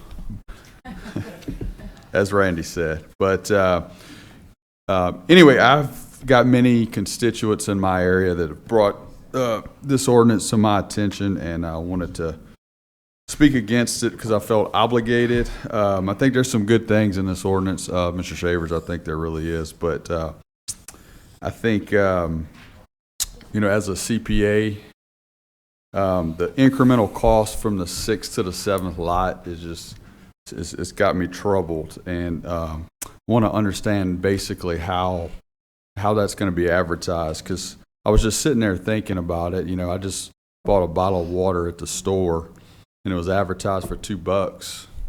And, it's, the first 6 go out the door at $2, but the 7th bottle, who's going to change the price? How are we going to change the price and track that as a council? So that was just an example I had. But anyway, I know a lot of large landowners in this parish that want to give their kids and grandkids and great-grandkids lots, and I think there's some definite things that need to be done here to make sure that is able to be done. And I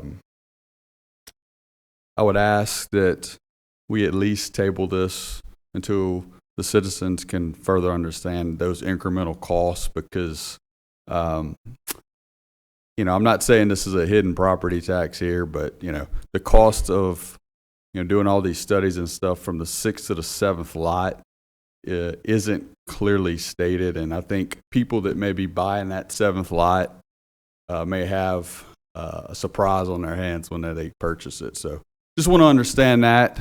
Maybe y'all could comment on that, but that's what I've been hearing from my constituents.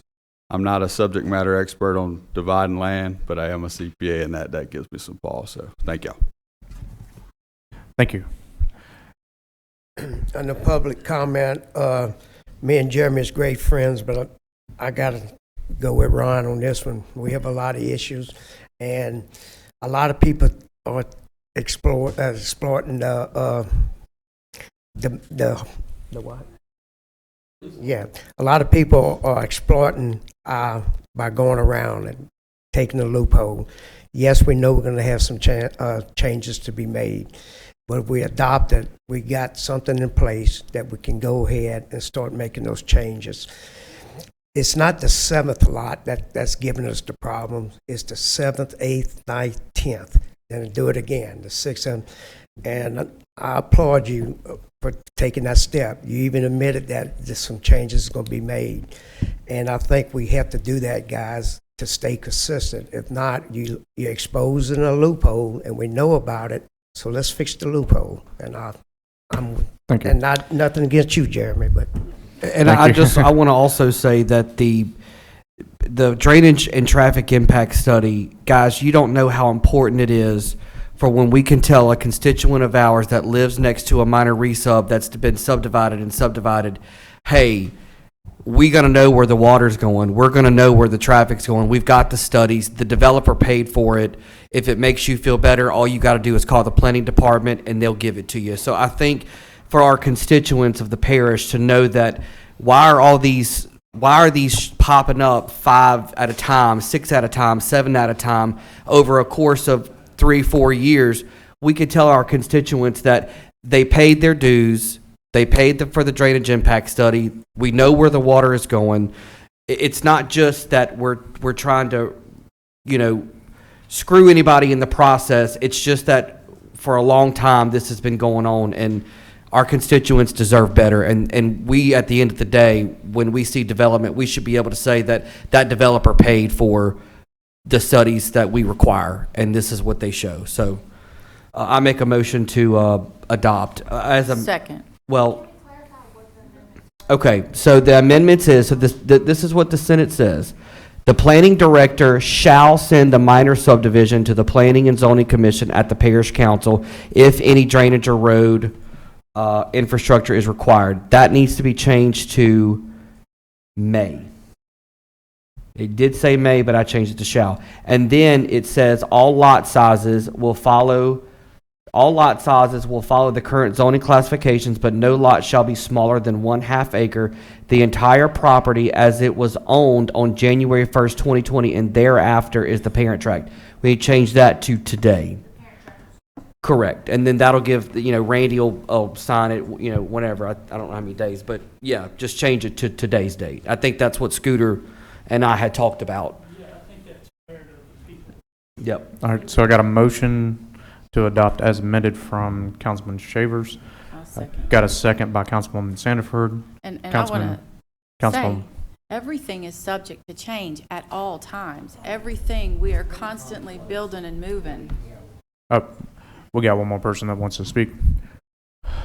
I never closed it, so that's my bad. I never closed it. I'll aggravate y'all just for 2 minutes. Eddie Idell. You get a minute 30. 1 minute. I'll try to do it in 1 minute.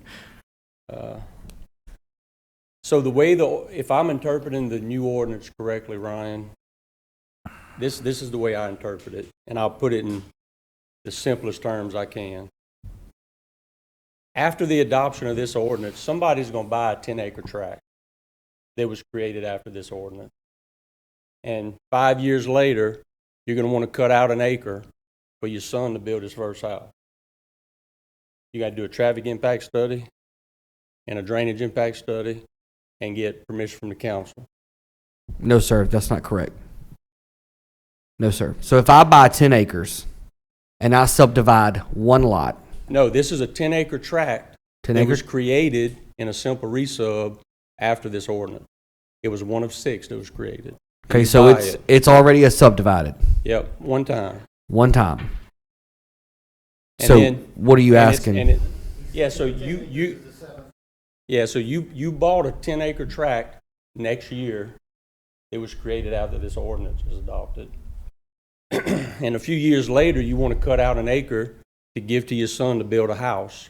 You can't do that without special permission from the council and doing $30,000 or $40,000 worth of studies.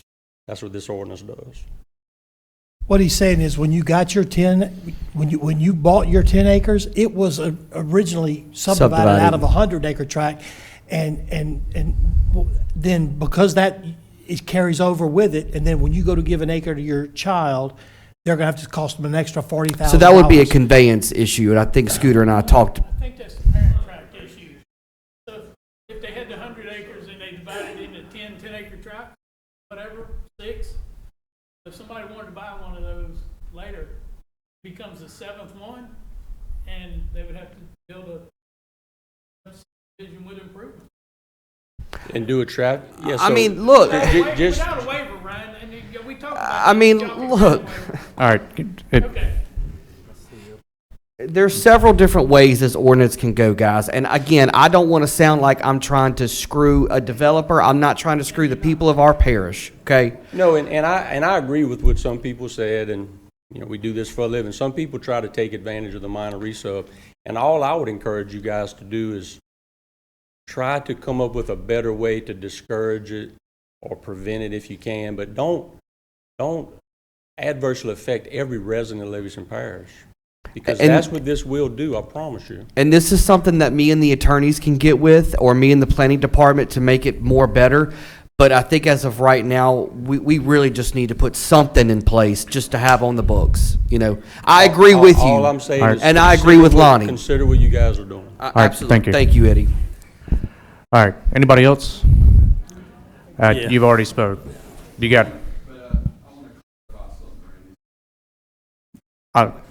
No, I haven't closed it yet. I'll give you 1 second.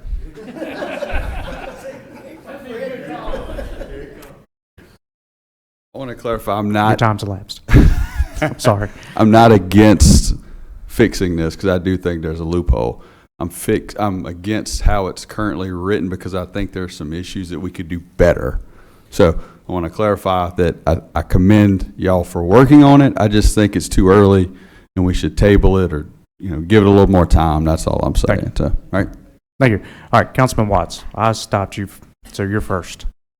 I'm going to close public comment. It's basically back to what Eddie and Jeremy is saying. You know, once you get that 7th lot, if I'm reading this right, subdivision of the parent tract beyond the original 6 lots as approved by the parish shall require the construction of streets to parish construction standards.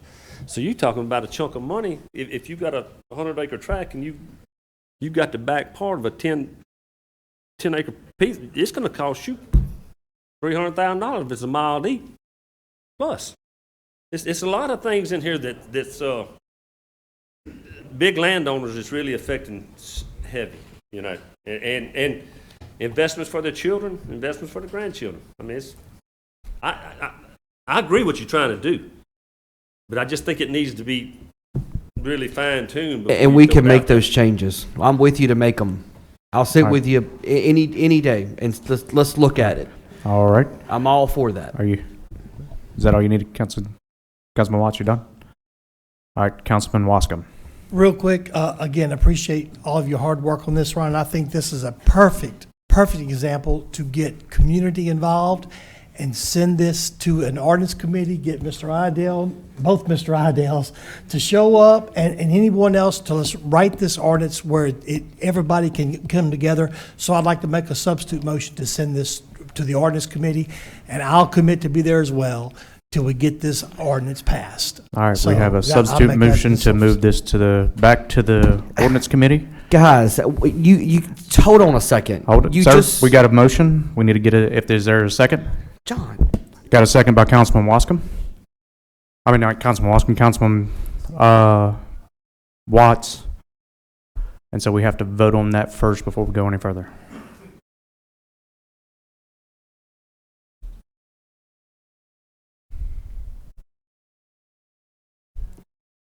Got a second? All right. Vote on your iPad.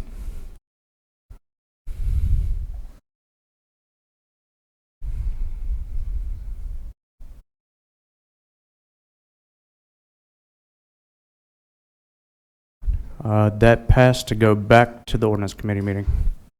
So the nays were Councilwoman Sandiford, Councilman Shavers, Councilman Goff, and Councilman Coates. All right. Introduction of an ordinance to amend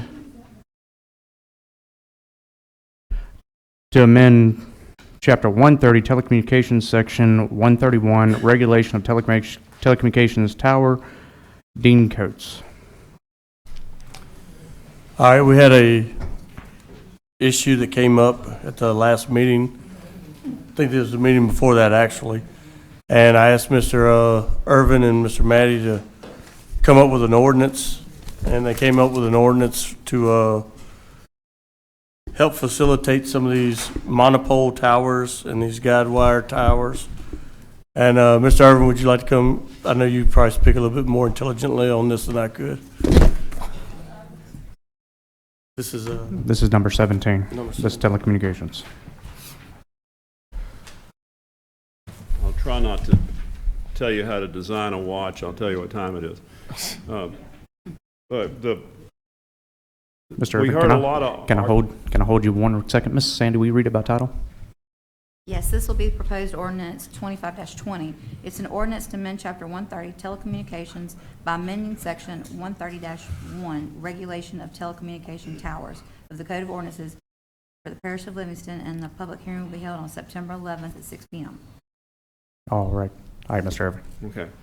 Of course, the last time this came up, just a few days later, the cell company sued the parish, which is for one. So we're trying to solve that problem.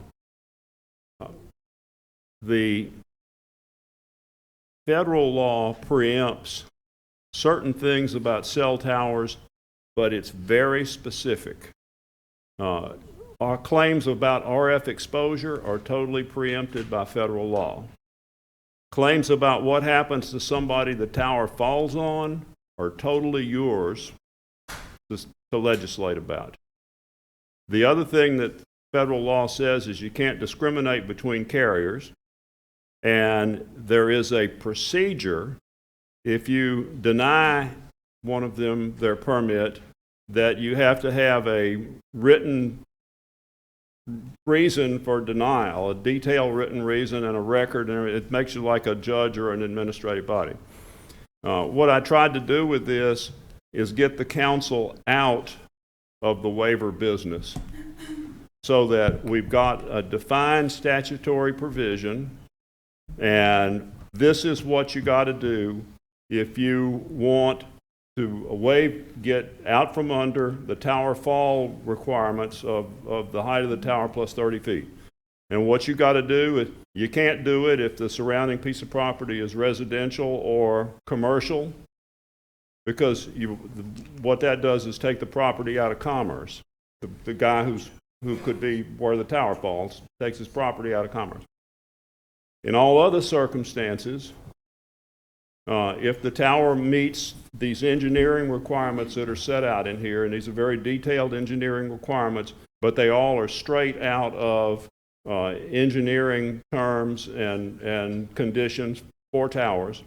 If they meet that, they can get a waiver of the tower fall requirement if they go to that surrounding property owner and get a statement in writing that it's okay, they'll take the risk of the tower falling on their property. And I set out a detailed procedure in here, but the total function of this is to get the council out of the waiver business for towers and make it concrete, and this is how it gets done. Yes, sir. Appreciate that.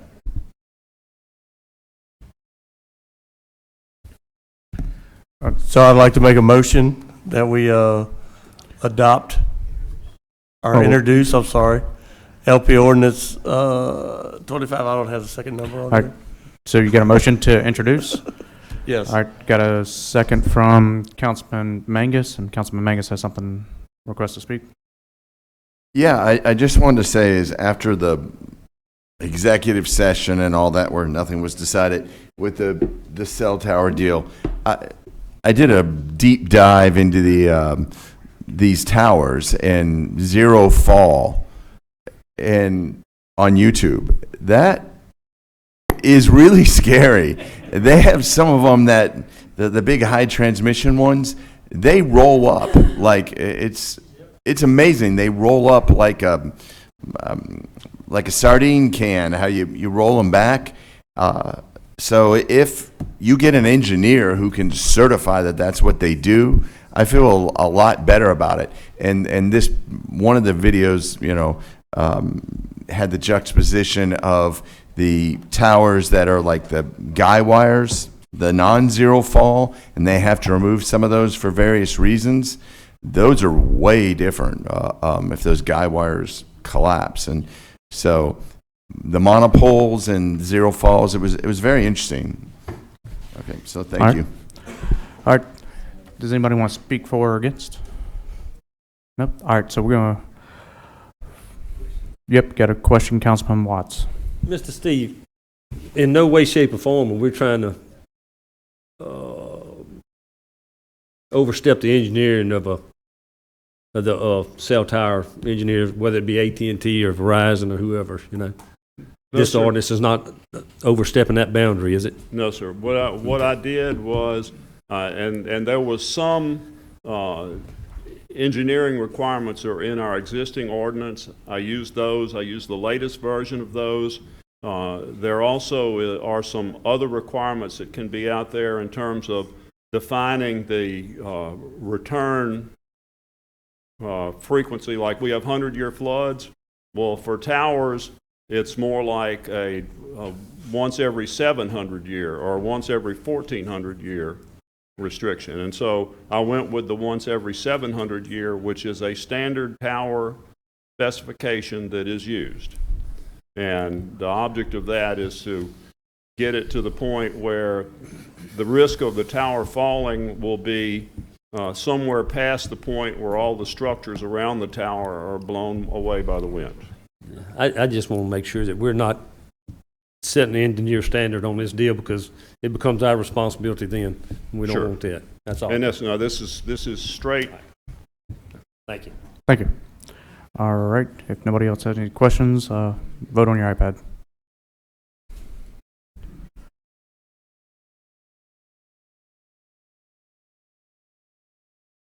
We're voting to for the introduction.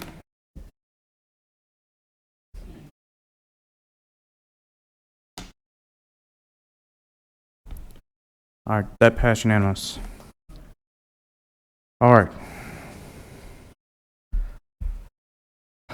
Number 18, adopt a resolution for hardship waiver of section 125, 137, prohibits and restrictions of use for Asa Faulkner for a mobile home to be placed on the property with electrical services located at 8562 Beechwood Drive, Denham Springs, Louisiana 70706, Beechwood Drive subdivision.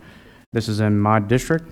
I got a call a couple of months ago from Mr. Faulkner to get this put on the waiver list. He then had some kind of a surgery, so I had to remove it. Talked to him again about 2 weeks ago, and he said that he was ready to come back, so I hope that he's feeling well. But Mr. Steve Irving had something to say about this first.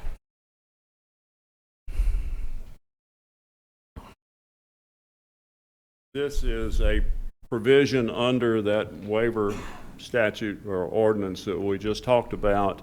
This one would be under not the blanket waiver for the subdivision one, but the provision that's next above it that allows an individual waiver. I think the council's practice has been, and I think there may even be a resolution on this, that these be, if these are granted, they're granted for a specific window in time. In other words, it's not blanket, it's for 2 years or 18 months or whatever. And at the conclusion of that, the waiver would go away. That's the idea. All right, so for this waiver, it would have to make a motion to grant this waiver with a sunset clause after this time or date or this event happens. Yes, sir. Okay. So we do have cards for this. Thank you. Carla Morris.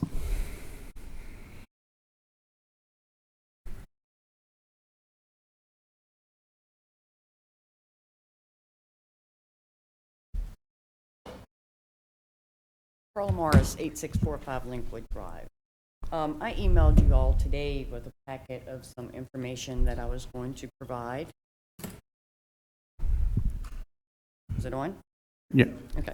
I emailed you with some information that I was going to be providing for y'all today, so that you would have it ahead of time and could review it. Can I hand this packet out for y'all? Or do you? Thank you. So my question is a hardship. Where do we have a actual definition for a hardship in this parish?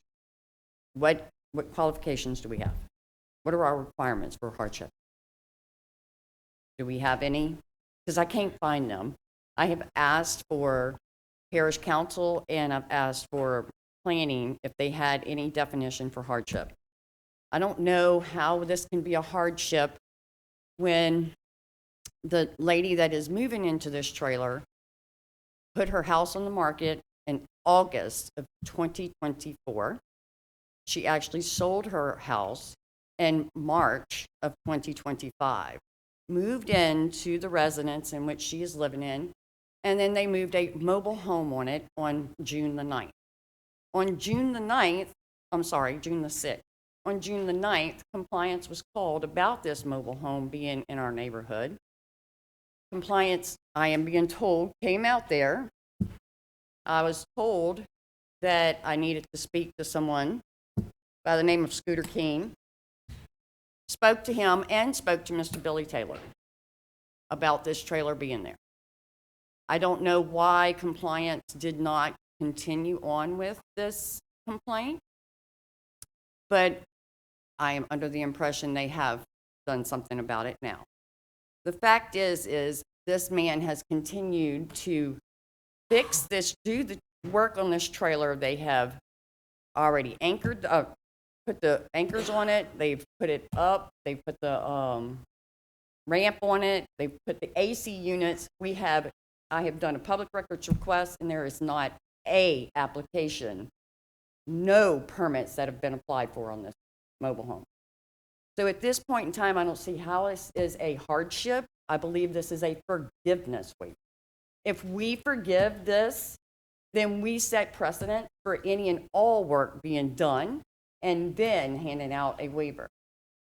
Also, we were talking about AT&T. Is it okay for them to go put up their towers and then come ask you for a waiver? No, y'all aren't going to allow that. But you're going to allow somebody to do the work and then give them a waiver. It is my understanding this lady is in good health.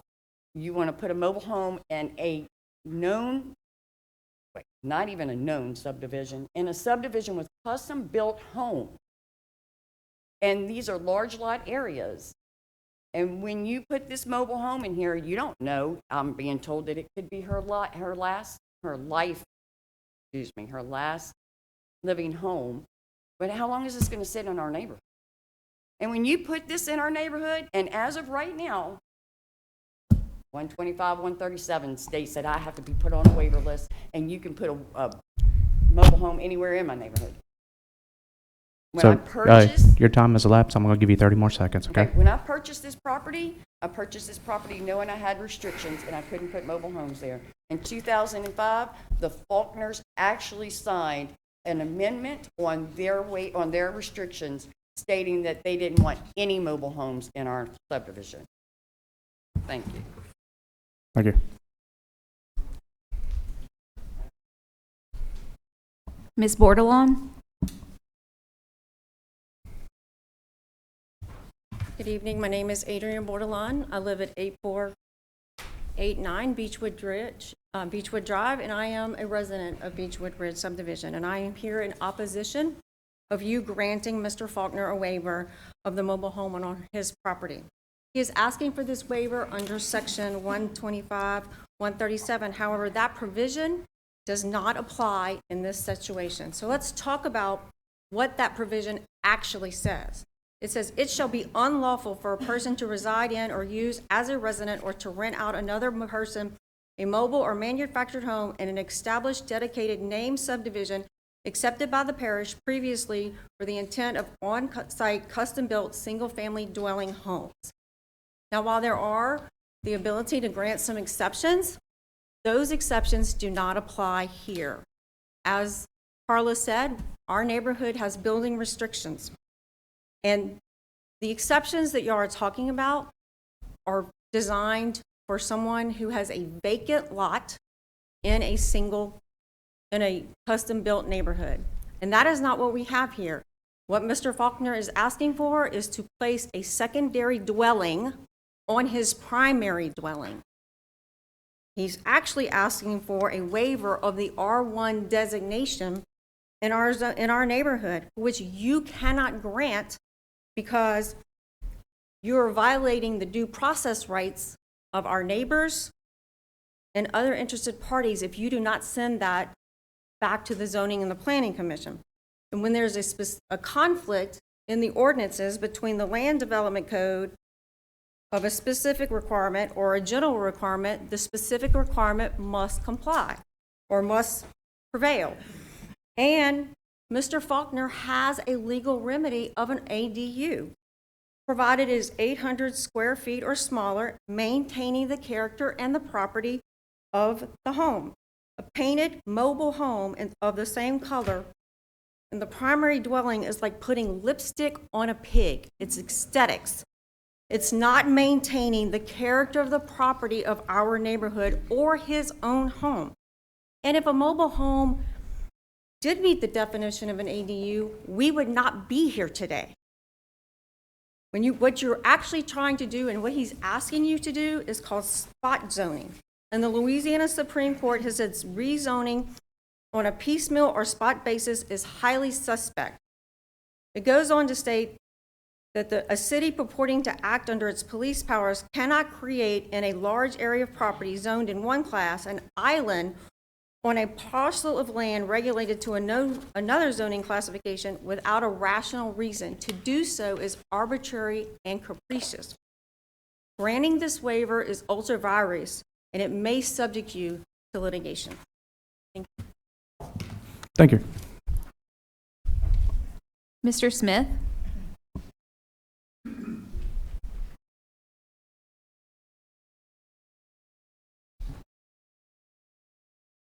Good evening. I'm Scott Smith. I live at 8271 Beechwood Drive in Beechwood Ridge subdivision. And I'm here to speak against granting this hardship waiver. Really just one thing I wanted to point out, and that is the sewerage aspect.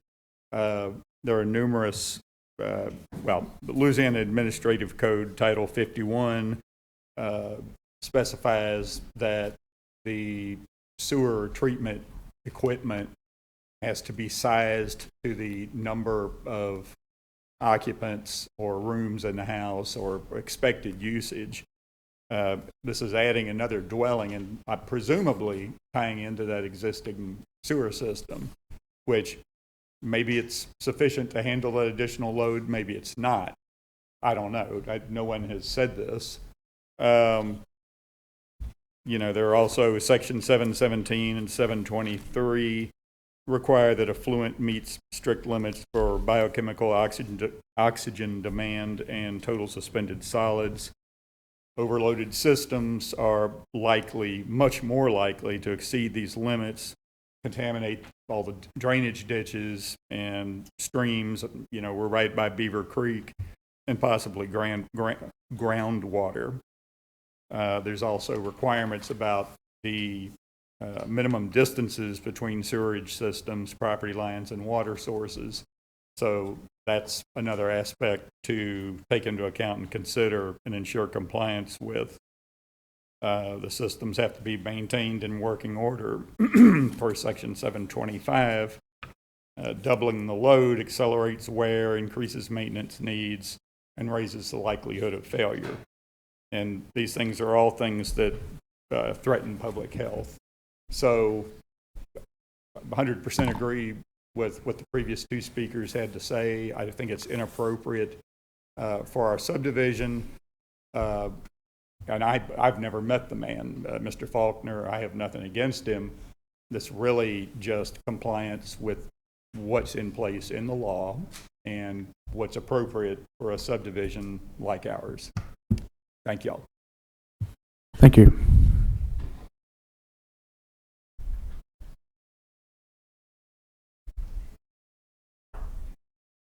Is there anyone else to speak for or against?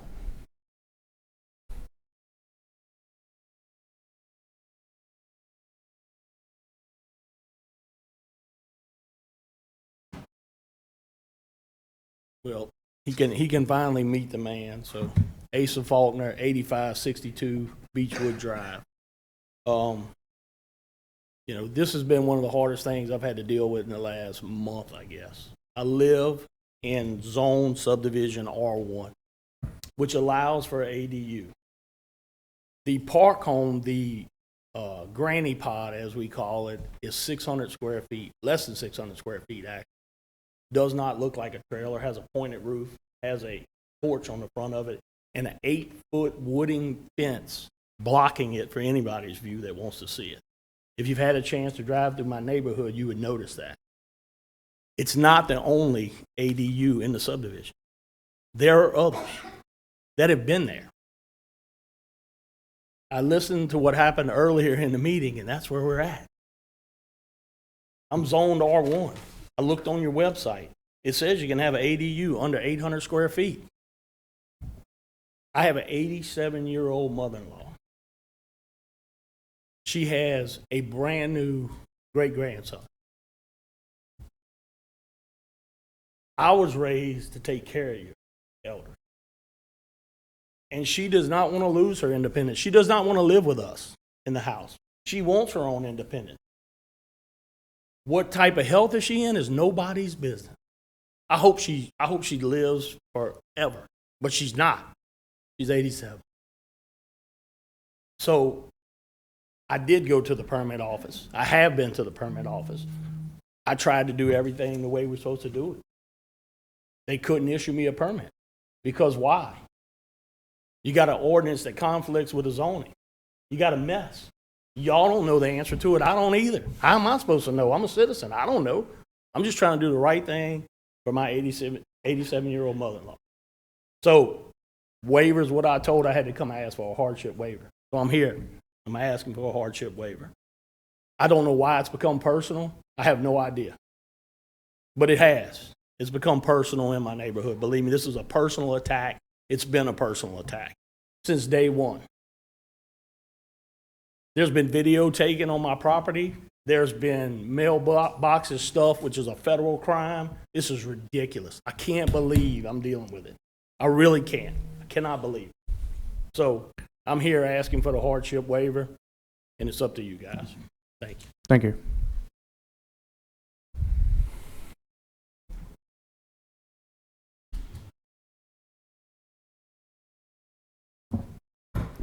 My name's William Bartlett. I'm a resident of Beechwood Ridge also. I'm going to cover, y'all are considering a sunset clause. Who enforces that clause? My dad's 91. I mean, he could live for another 5, 6, 7, 8, 9 years. So if y'all were to grant it, who would verify that when the lady passes away that they're going to move it? How does that even, begin to work? I've seen in other neighborhoods after the flood, there was mobile homes or trailers put in that they were like, oh, as soon as this is cleaned up, they're gone. They're still there. Nothing against the zoning folks, but I don't think they have the ability to enforce a sunset clause. Once it's put in, it's going to be permanent. It's going to bring down our property values and multiple issues. And you have you have site-built homes, you have modular homes, and you have manufactured homes. The granny pod falls as a manufactured home, which is in the same regulations as mobile home. So it is considered a mobile home. Thank you. Thank you. Anybody else?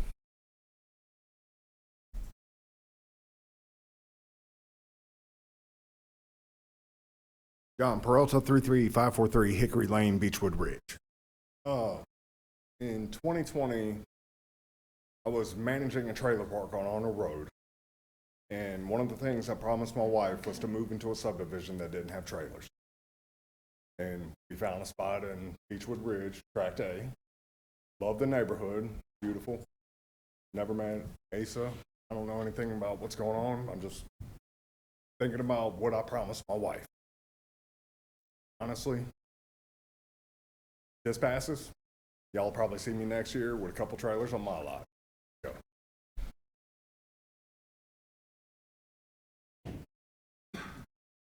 Is there anybody else?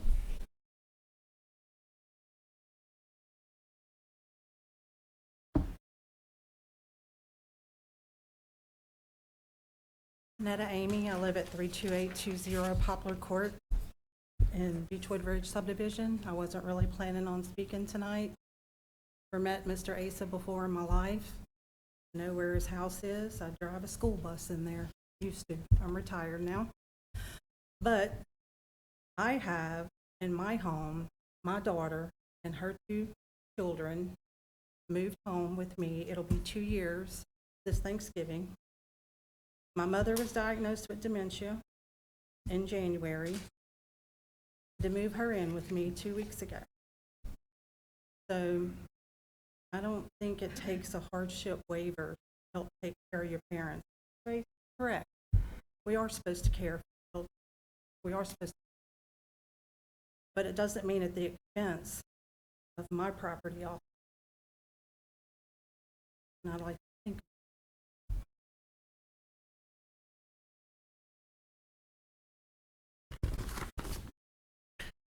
All right.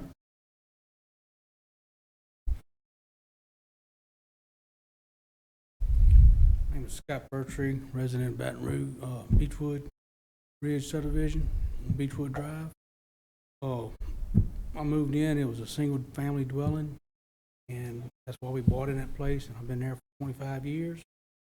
And I believe it still needs the same stay as a single family dwelling, because if not, property values will go down, because trailers will bring the amount of we get for the homes in there. And they will devalue the home. Thank you. All right, if there's no one else, we're going to close public comment.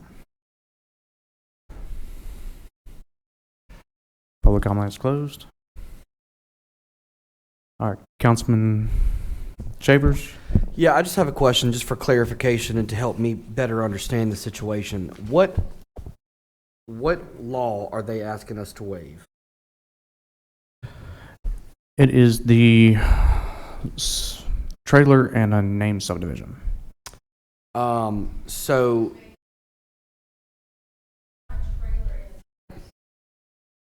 Ma'am.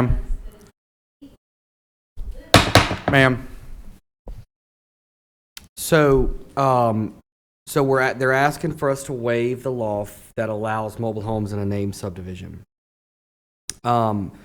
So I'm looking at pictures here. The mobile home is on the property. So did somebody already give him permission to put it on the property, or how did that situation happen? Because normally when you ask for a waiver, you get granted the waiver and then you proceed with the installation of a mobile home. So I don't have that answer. I started getting phone calls that it was already moved in whenever, I forgot her name, said that she called compliance and then called me. And I called compliance about it, and then received multiple emails, multiple phone calls, then ended up talking with Mr. Faulkner. Mr. Faulkner said that he went to, or in between multiple phone calls and emails, right after I talked to the lady, Mr. Faulkner called me and said that he's going to need a waiver. He moved a trailer in, or a AUD or mother-in-law suite, whatever it is, to his property. He was going to need a hardship waiver to him to get power to this. Look, just today I found out that my wife's grandmother has to go into a nursing home, and it's expensive. So, I mean, they're asking for a waiver to move his 87 mother-in-law into the property. So that may be a question that maybe Mr. Asa can answer. If you want to come answer the question, or if you don't feel compelled to, just who. I mean, if I'm not mistaken, in a little bit of research on you, are you in real estate? Do you do real estate? Okay. So who told you to? No one gave me permission. I went to your website. I'm R1 zone, which allows ADUs under 800 square feet. That's what this thing is. It's under 800 square feet. It's under 600 square feet, to be exact. So I checked with the permit office. That's where we ran into a snafu because of the ordinance about mobile home, and we were already in the process of moving the thing in and hooking it up. So the granny pod, mobile home, whatever you want to call it, was already in the process of being hooked up on the property because it fit in the R1 zone. So and you know, if you got a chance to, and I don't know that you did, get a chance to ride my subdivision, you will see there are multiple structures in that subdivision. Multiple standing structures that people could be living in, not living in. They are living in. I'm telling you. There's people in this room right here We're not talking about other people's structures. We're talking about yours. To answer your question, it's I'm not it's on my property. It's hooked up. It's behind an 8-foot fence, and it's there because R1 allows for ADUs to be on your property. How was I to know any different? So, I'm just asking because I want to understand the story. That's all I'm asking for. Yeah, so let me ask you this. And I'm sorry, I'm not. Then just so you understand, some of the things said tonight, there is no HOA. Does not exist. In 2005, I live in Beechwood Ridge. What do you call it? 3, Beechwood Ridge 3. Filing 3. Yeah, filing 3. I'm sorry. Thank you. In 2005, there was a HOA put in place. And we were members of the HOA in 2005. And we also had it disbanded in 2015. There is no more HOA. There is nobody to go to subdivision-wise. Okay, so let me ask you this. So, and again, this is just so I can understand the story. So I understand how this happened. Mm-hmm. So, the normal process, to my understanding, is you go to the council for a waiver, or the planning department will tell you, hey, you got to go to the council for a waiver. You get granted your waiver because you're having to waive one of our laws. Okay, it's a variance, essentially. So then at that point, you go to the planning department, hey, I got my variance. Planning department tells you, okay, you need this permit, this permit, this permit, and then you get your permits, you put your mobile home on your property, you get your utilities hooked up, and you're good to go. Tell me at what point in the process, with going to the planning department and asking what you need, where was the breakage? I asked multiple people in this parish. Who specifically? Who? Yes. Scooter King and I have had many conversations about how to get a permit for this. And he did not tell you, and I'm just trying to understand. It's not about that. It's not about that. The original concept here, was to build a standalone, was getting ready to pour concrete to build a standalone building on the side of my house for my mother-in-law to live in. That was the original concept, okay? Then I was told by the parish that you guys passed an ordinance that make sure whatever you do, you're 2.5 feet above the flood table, right? Which on my property is how much, Scooter? 58 inches. 58 inches off the ground, okay? 58 inches off the ground. So to build a permanent structure, I'd have to build it I'd have to bring in dirt, which is illegal, I can't do. 58 inches off the ground. Flood my house and my neighbor's house, who's not here tonight and he's written a letter and give it to you, has no problem, doesn't matter, whatever. Doesn't matter. So to build a permanent structure, got to build it 58 inches up, bring in the dirt, can't do it, flood everybody. The thought process was, hey, let's bring in something temporary that we can get out of here when we don't need it anymore. How do you enforce it? I don't know. I mean, I don't know how. I don't want it on my property. I'll get it off when she's gone. No, I just need a understand place that, for it to and I live. believe you in saying that. So if I put it 58 inches off the ground on these pylons, Scooter King can attest to it. When he was a councilman, he had to come out to my house. If I get a normal rainstorm on my property, and all these people sitting in the back can attest to it, or they lying, they drive by my property, it's like a parade coming by because of the amount of water that stands in my yard. Right? I'm the drain for the subdivision. I'm with you. So you have to have something that the water can go underneath. So the tiny home was the best solution, believe it or not. So that I don't flood my neighbor or me. I don't disagree So with I what you're started doing. build- But here's what I'm trying to do now. Just hear me out. Again, I don't want to, in the middle of a council meeting, try to stop you from taking care of your mother-in-law by any means. I just want to understand how this happened and who is responsible for not telling you the process of how this worked. But hold on. But let me ask my question. So you were given permission to nobody gave you permission to put your mobile home. You just did it. I did. Okay. So when you went to the planning department or whoever, you spoke to someone and they didn't say you need a permit for this, you need a permit for that before you pulled it on there. It was already there. I already put it there. But how long ago? It's been there. This started 3 months ago, maybe. Okay, 4 so 3 months I don't ago. know. So 3 months ago, you had to go to the planning department to, obviously you had to ask questions, right? I mean, No. you got to have permits to hook up utilities. I mean, I hooked everything up. I So hooked everything up, just like everybody else in my neighborhood's hooked everything up. Just like we've done in that neighborhood since I've lived there. so you didn't have to have a permit for Demco or any of that from the planning department? No. Really? No. How are you getting electricity? I hooked the electricity up. We But hooked the electricity up. Are you connecting it to your It existing is- dwelling? It's connected to my electricity box, yes. As a ADU happens all the time.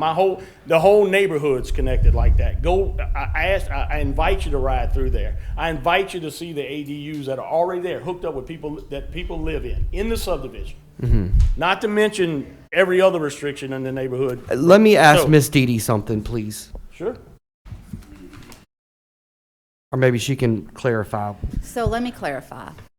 He looked, gathering from, first time I've ever met him, never talked to him. What I'm gathering, he's trying to tell y'all and then verifying what happened in our office. He went online, saw his zoning was R1, and it allowed for an ADU. When he came into the office to get the permits, it was already there. That was when our office told him, we cannot permit you, but yes, the zoning matches. However, you're in a named subdivision and there's that extra ordinance that does not allow it. So you would have to get a waiver from the council to be able to get permits to occupy that structure. That's where we are today. Gotcha. So it was no breakdown on our part, not him either. So the problem is this 650 square feet, and somebody please do the math on how small that is in the ordinance, and Ms. Dee Dee and them's problem is it's defined in the structure when it's built, even though it's built with the wind load and everything, it's built and has a definition of a mobile home. But if you look in these pictures, there's no axles, there's no tongue, there's blocked up. It sounds like most everything's being done as best as possibly can, not to flood the neighbor. Small, it's not like it's a 12 by 65 or a 14 by 80. It's a 650 granny pot or whatever. It is a mobile home, though. And that's the problem because of this particular ordinance. So that's why, in my personal opinion, they should just issue the And permit. ADUs and mobile homes are allowed in R1. I mean, they specify it in there. ADU is allowed in there. Correct. But then you have a conflicting ordinance that says no mobile homes are allowed. And by definition, with the tag on this thing, even though it's HUD approved, It's a mobile home. So then Well, you let me have- ask you this: Are there Hold on, ADUs hold on, without? hold Are on, there hold ADUs on. without axles Hold and on, tires? Hold on. So you Councilman have a Shavers. problem with them. Let him speak first. You have a problem between them that they can't give him anything because they can't give him a permit for the structure as an ADU because the structure by definition is a mobile home, and then their ordinance that they Because got it to has a follow HUD says stamp. no mobile homes in a named subdivision. And then this man says he don't need power, he's got it plugged in, and he don't want to flood his neighbor. And these pictures doesn't show no fence, but apparently there's a fence, and I have not been by there. So Okay. All right. And now Councilman, I Councilman say- Shavers got a question for you. I say we issue a building permit, let it go. You Maybe. don't have a question for him? I'm just trying to understand how the mobile home got there and it doesn't have a waiver or a permit. He went into the ordinances where he looked into R1. He saw that this could be moved in on his property. He went ahead, pulled the trigger, bought it, put it in, went to them to get a permit to Get the power. to get the permits power, it set up, yes. to get it powered, and was, hey, you live in a named subdivision, you've got to have a waiver for this to be in here. So, and if you know going through the waivers, or not the waivers, going through the ordinances, R1 states this, but if you go to restrictions, it's a totally different area. And for the record, there are ADUs that you can build on site that are not mobile homes. Okay. So I'm done with that. All right, And I do Councilman want Mangus. to just tell y'all one other thing. There are many cases where people will purchase manufactured homes, set it up and come to us after the fact. And we've tried to make measures with contacting mobile home companies to tell them maybe require a building permit first before you move the mobile home's owned. But if it is a pre-owned mobile home and it's individual movers getting it moved, there's no way to police it. So he's not the first that this has ever happened to. It has happened before by no fault of anybody. It's just something that happens. This is another one that we need to address Thank you. rapidly about an ADU and define an ADU as no mobile home whatsoever. Councilman Mangus. Mr. Irvin, or Mr. Marty, you got a minute?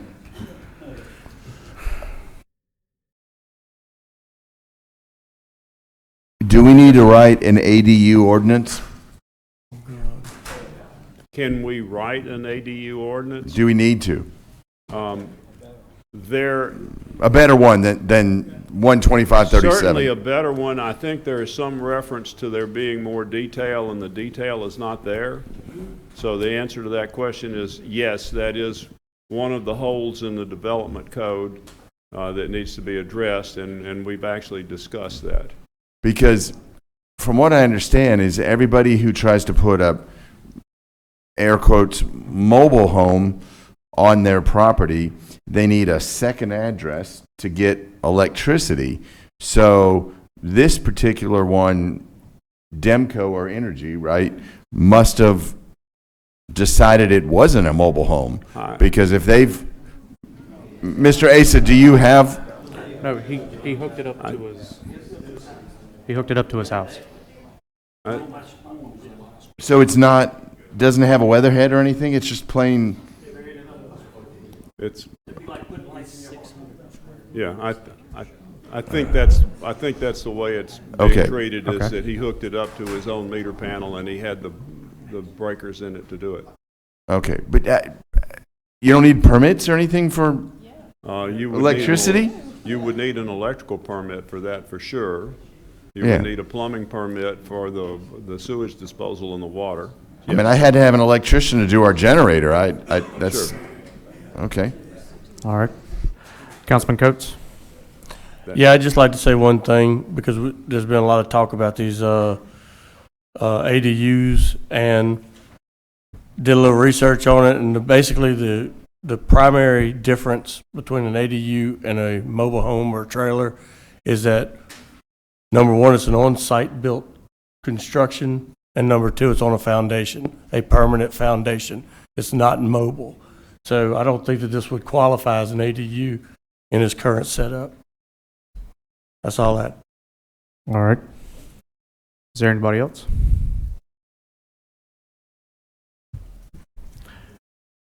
All right. Mr. Erdy. Where's Mr. Faulkner at? Mr. Faulkner, Please. you're being asked to come up back to the podium.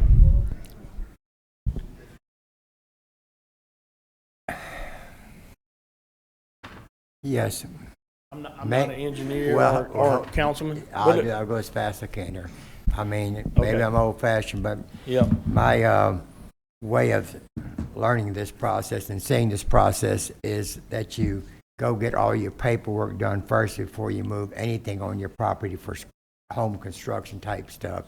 I'm trying to figure out how you that got there first, and then the permit asking came second. There's only one definition of ADU that you can look up online from you guys, and that's 800 or less square feet. I mean, it's in writing. I mean, that's the only definition of an ADU on your website is less than 800 square feet, which this is way less than 800 square feet. People hook up things on their property all the time. I think that's what the permit officer is trying to tell you. My whole neighborhood, if you've had a chance to go out there, has auxiliary dwellings all over it hooked up, not permitted. I can pull the addresses on every one of them. They're not permitted. They never got permits. They still don't have permits till this day. Some of the people sitting in this room griping about my thing don't have permits. So it can happen. It does happen all the time. It happens. I hooked it up, then realized from the permit office, from the ordinance committee, hey, you got to get a waiver for the thing.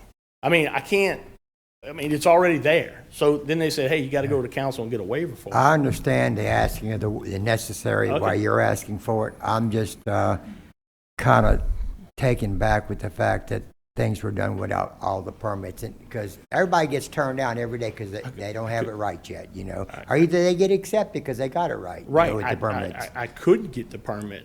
Yeah. Because of that ordinance of no mobile home in a named subdivision, but yet R1 allows for an ADU, which is what I was attempting to do. Yeah. And there's already precedence. There's already ADU in my neighborhood that's hooked up to the house, not got its own electricity, not's got it. I mean, there's already one there. There's one there already in the neighborhood. So I've never been there. I don't know. I know. I wish you'd have got a chance to come by. Yeah. And there is a fence. There is an 8-foot fence in front of it now, Mr. Goff, and you can see even less of it. So, anyway. Thank you. All right, Councilman Erdy. Okay, I'm good. Thank you. Thank you, Councilwoman Sandiford. This is going to be the last one. To respond to you, Mr. Faulkner, we are trying to straighten things up and make things kosher and lawful, law and order in Livingston Parish. We're not talking about your neighbors. We're taking it case by case. We're asking you. You heard the waiver discussion earlier. We have got some serious waiver issues in this parish. It is going across district lines now. It's out of control, in my opinion, and that is why I brought earlier to the agenda to remove mobile homes from the waiver list. Now, tonight, I've heard you call it an ADU, and I've heard you call it a mobile home. So which is it? I've only called it a mobile home because that's what Billy put on the agenda. It's an ADU. It's intended to be an ADU. 600 square feet, it doesn't even look like a mobile home.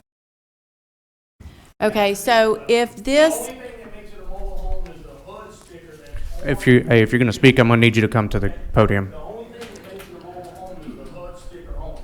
And I would tell you, I'd be willing to bet you that building is built better than most ADUs are built because of the HUD sticker. It has you know it's got good plumbing, you know it can withstand wind. I mean, that ordinance that says you can't have a mobile home in a subdivision, but yet R1 can, is in conflict with each other. But you live in a named subdivision. I know you I have live in neighbors, and it will affect their No, it property will not. value. No, it will not. I will tell you this.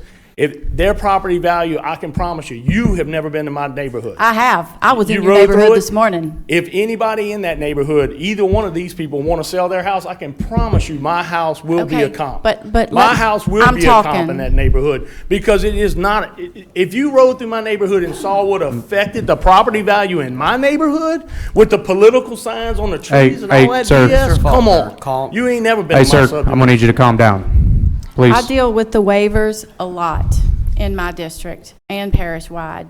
And to add, if this were to pass tonight, in the morning, 15 of your neighbors could go apply for a mobile home permit. If that would have yeah, they can go because you're going to go on the mobile home waiver list. So they can, it just opens the door. So you can, So you could, that's all I have to say. I'm you could not- do a motion and not put it on the automatic waiver list as well. I'm not trying to upset you. I'm trying to be lawful here and go by the ordinances, and you didn't. Sir, if you're gonna speak, I'm gonna need you to come to the podium. All right, and Mr. then, Chairman, can we call the question? yeah, all right, Mr. Faulkner, we're gonna call the question. She can't say that to me and then I can't respond. That's ridiculous. All right, I mean, is it not? I'm asking. I'm Is it not? gonna let him say what he needs to say, and then we're There gonna are call the more question. than ordinances that govern this thing. There's zoning. You can't just pick an ordinance. There's zoning. Zoning is an ordinance. Huh? I know zoning overrules the ordinance, and the zoning says I can have it. R1. That's what you got to read. Yeah. Oh, yes, it does. Sir, thank you, sir. Read it. Thank you. All right, yes, Councilman Mangus. Okay, the question I have is, if we do consider granting a hardship waiver, what are the stipulations of that? To answer the question earlier, who enforces that? That is compliance. Anecdotally, I can tell you that I have granted through this council 2 hardship waivers. Maybe Ms. Delat can back me up on this. Both of those quit before their time period. So they're done. They had to get light poles and all of that. One was for a trailer, RV for a mother that was passing away. All right, so if we're going to do that, we need to know exactly how long, because I do understand what the neighbors are saying is they don't want a mobile home or whatever there for extended period. So what are those parameters? If we're going to vote on a hardship waiver, what are the...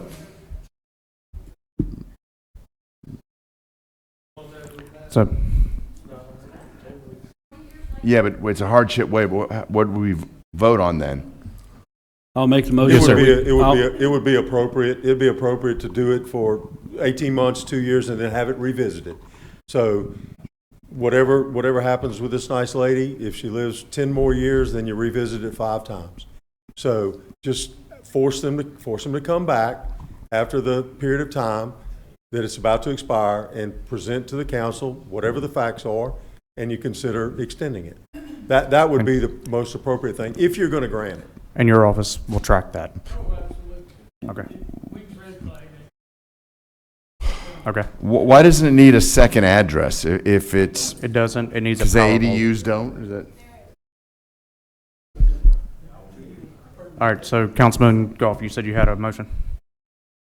I'd like to make the motion that we grant the hardship waiver for the 2-year time frame for it to come back. Two multiple reasons for this. One, the 2-year time frame stays within this administration, and in that way it falls on this administration to follow up on it, and I know that they will do that.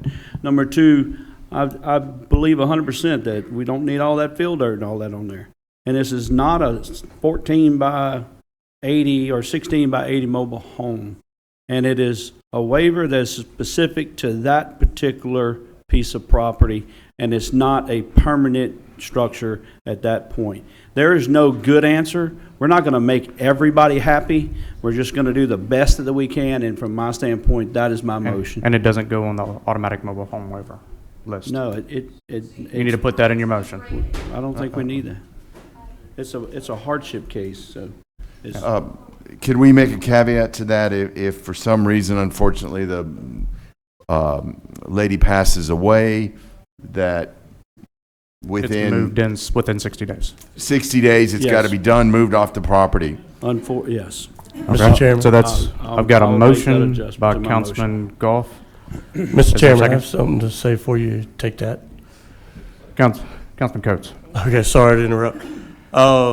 We do have a situation, though, and that is the compliance department doesn't have the authority to force someone to remove their mobile home off the property.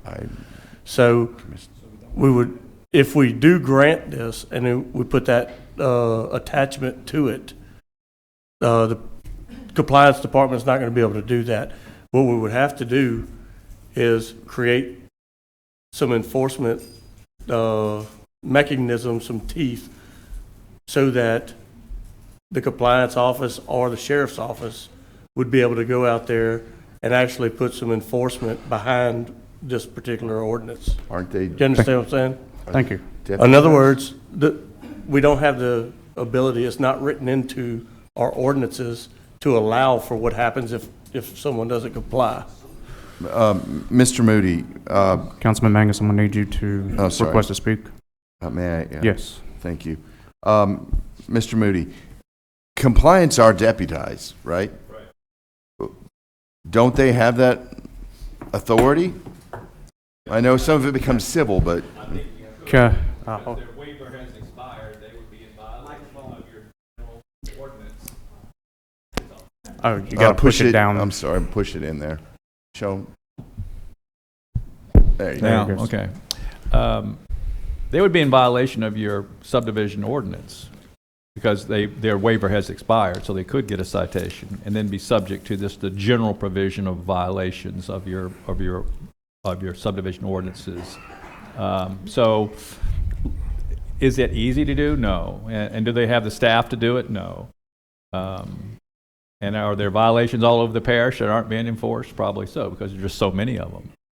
So that is a consequence, but I would point out there's not a second to the motion yet. Yeah, there's not a second to the motion. One of the things you may could do, Mr. Coates was correct in my opinion, is that you can state a fine or may take another ordinance to do that. But Demco won't cut the electricity off. I can't go to court and make them evict anybody. All I can do is give you a summons. So that summons is not costly enough to make anybody, they can ignore that summons after a period of time, and it may be a year before I can get it in court. Then I done spent so much money doing that. If you're gonna do something like that, put a fine on it. If you say 2 years and you don't renew it in 2 years, what's to keep them from, we can never go to the judge and say, look, he's gotta take this off his property.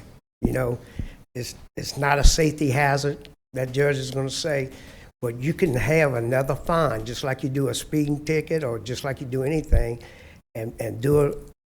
We would have to do that by ordinance. Yes, you'd have to do it, in my opinion, by ordinance. Yes, You could sir. say $500, $1,000. $1,000, $1,500.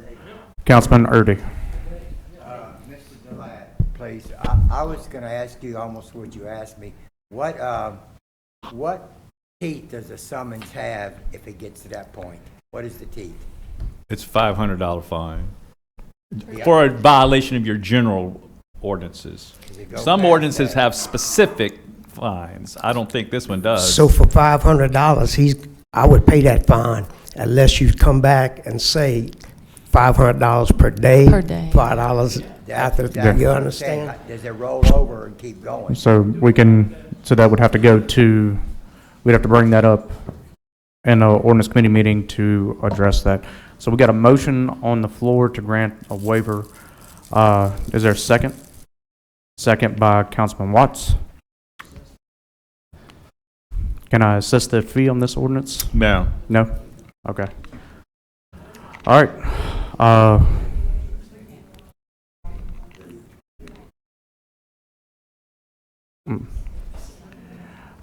right. I got one quick question. We didn't put any fee on it. Yeah, we're not no fee on it, but one quick question. So if we say we take 90 days to put the ordinance in place, and we grant this waiver for 90 days, and then we come back and then we approve it, and it comes back in front of us because the waiver has ended. So then the new ordinance would be in place with the stipulations to give Mr. Rainey some teeth. Then we can renew it, and then he has to stand on a 2-year less 3 months, so a 21-month permit with the fees involved. I really need to look at that, because now you're putting a fine after the fact for a violation that's already here. So, No, I'm talking about. but it may also be covered by, there's some general provisions that say that a violation is every day. So you may be covered already by the $500 a day thing. So I would like to make an amendment to my motion. Is that possible right now? There's only a second. motion and a second, so you can amend if you'd like. I would like to amend my ordinance to approve this for 90 days. Because I want you to be able to tell me. Yeah. I want Mr. Rainey to have teeth. I want these people to know that we're doing everything we can, and I want him to understand that we're doing what we can. We're not going to flood the neighbors, et cetera, but that thing's not going to stay. So that being said, gives you time to. Yeah, we can do that. To see if there's really is enough teeth, and if not, we make an ordinance, and then in 90 days, he can go back up and he can reapply for the same waiver, come to this council, and we will do what we need to do at that point. Is that, so I'd like to make my motion, everything the same except instead of 2 years, for it to be 90 days. And will a second accept No, that? not on the list. Huh? He needs to accept that amendment. Already accepted? All right. Vote on your iPad. The motion is to approve a hardship waiver for 90 days. So he has to come back to this council for another waiver after, and while in that time, we're going to put some kind of teeth inside this area of waivers that we have given, or variances that would make it, if you don't come back and you don't do it, there's a $500 a day fine. How? That'd be for the next 21 months.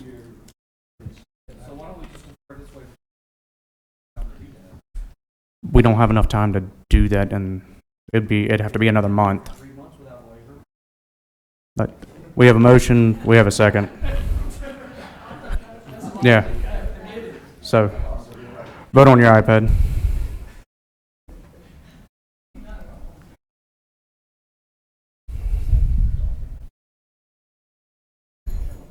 Mr. Yoder.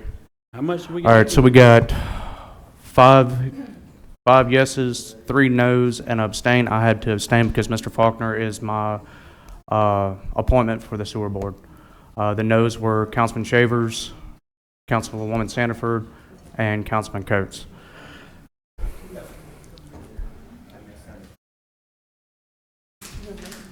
What vote? No, I have not. He got confused with the second motion. Look, the same thing happened in his district. They put a 4th trailer on the lot, never come here for a permit. We give them a waiver to transfer the electricity from the 3rd trailer to the 4th. We give them a waiver for that. All right, so. Well, regardless, if he wants to Councilman reconsider. Erdy has requested to reconsider his vote. So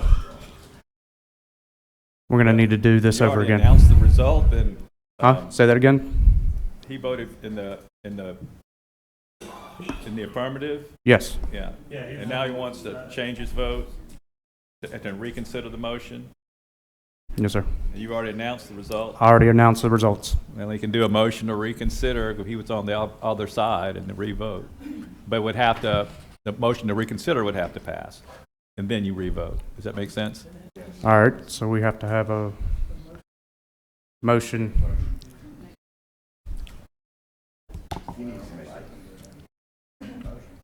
I need you to turn on your microphone and make that motion. I'd like to make the motion to reconsider on my voting. All right. I'll second that. Got a second by Councilman Coates. On agenda item 18, right? All right. So this motion is just of whether or not you have another vote. Okay. Okay.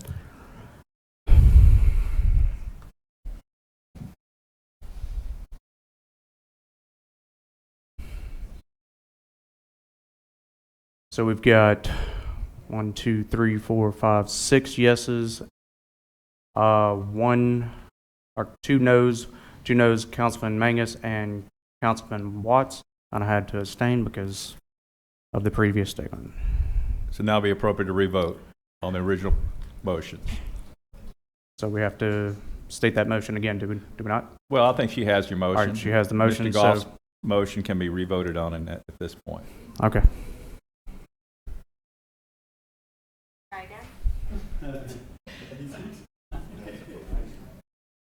So clarity is the motion is to grant the waiver for 90 days. Yeah. That's my motion. I don't know if you're going to use the same. All right, so that motion failed. Fails. 4 yeses, 3 noes, and 4 noes and an abstain. Councilman Shavers voted no. Councilwoman Sanford voted no. Councilman Erdy voted no, and Councilman Coates voted no. The yeses were Councilman Wascom, Councilman Watts, Councilman Mangus, Councilman Goff. I abstain. Moving to the next item. Joe, I want to know what's going to Hey, happen in 2 weeks when you come ask for those 2 freaking hardship waivers you need. Sir, that is not appropriate, please. What did he say? Same thing. All right. Number 19, adopt a resolution to name an unnamed private servitude Sweet Clover Lane for 911 purposes located off of Highway 42, Council District 8, Councilman Coates. Yes, so, Thank you. Councilman Coates? Yes. Number 19, all right, so it's a private lane, and they want to name it Sweet Clover Lane, just like it said, and it's for 911 purposes, nothing more. Make a motion for that, please. Got a motion, got a second by I'll second it. Councilman Shavers. Vote on your iPad.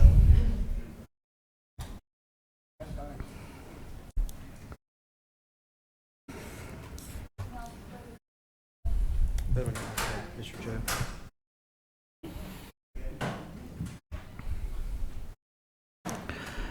All right. Adopt a resolution to take Peaceful Acres Lane in Peaceful Acres Lane in Councilman District 9 out of the parish maintenance system. Councilman Erdy. Yes, the people on that lane that live there would like to request being pulled from the parish maintenance, and I think I can check with Caroline, but they did all their paperwork and filled All right. that out. Is that a motion? Yeah, yes, it is, but Mr. President. I would really Yeah. like Robert to come up and explain what. Hold up a second. Sir, Mr. Moody? Yeah. All right, so I'm not sure that's the correct motion. If you want to abandon the parish public road, so it would then revert back to the ownership of the adjacent owners and they take full responsibility of the road. Is that what you want to do, or just withdraw maintenance? Well, they want it. Y'all 'Cause- come up and speak, please. Well, I'm saying, well, because if I want that's to make what, sure, let's make sure we get it right. all right, Let's make sure we get it right.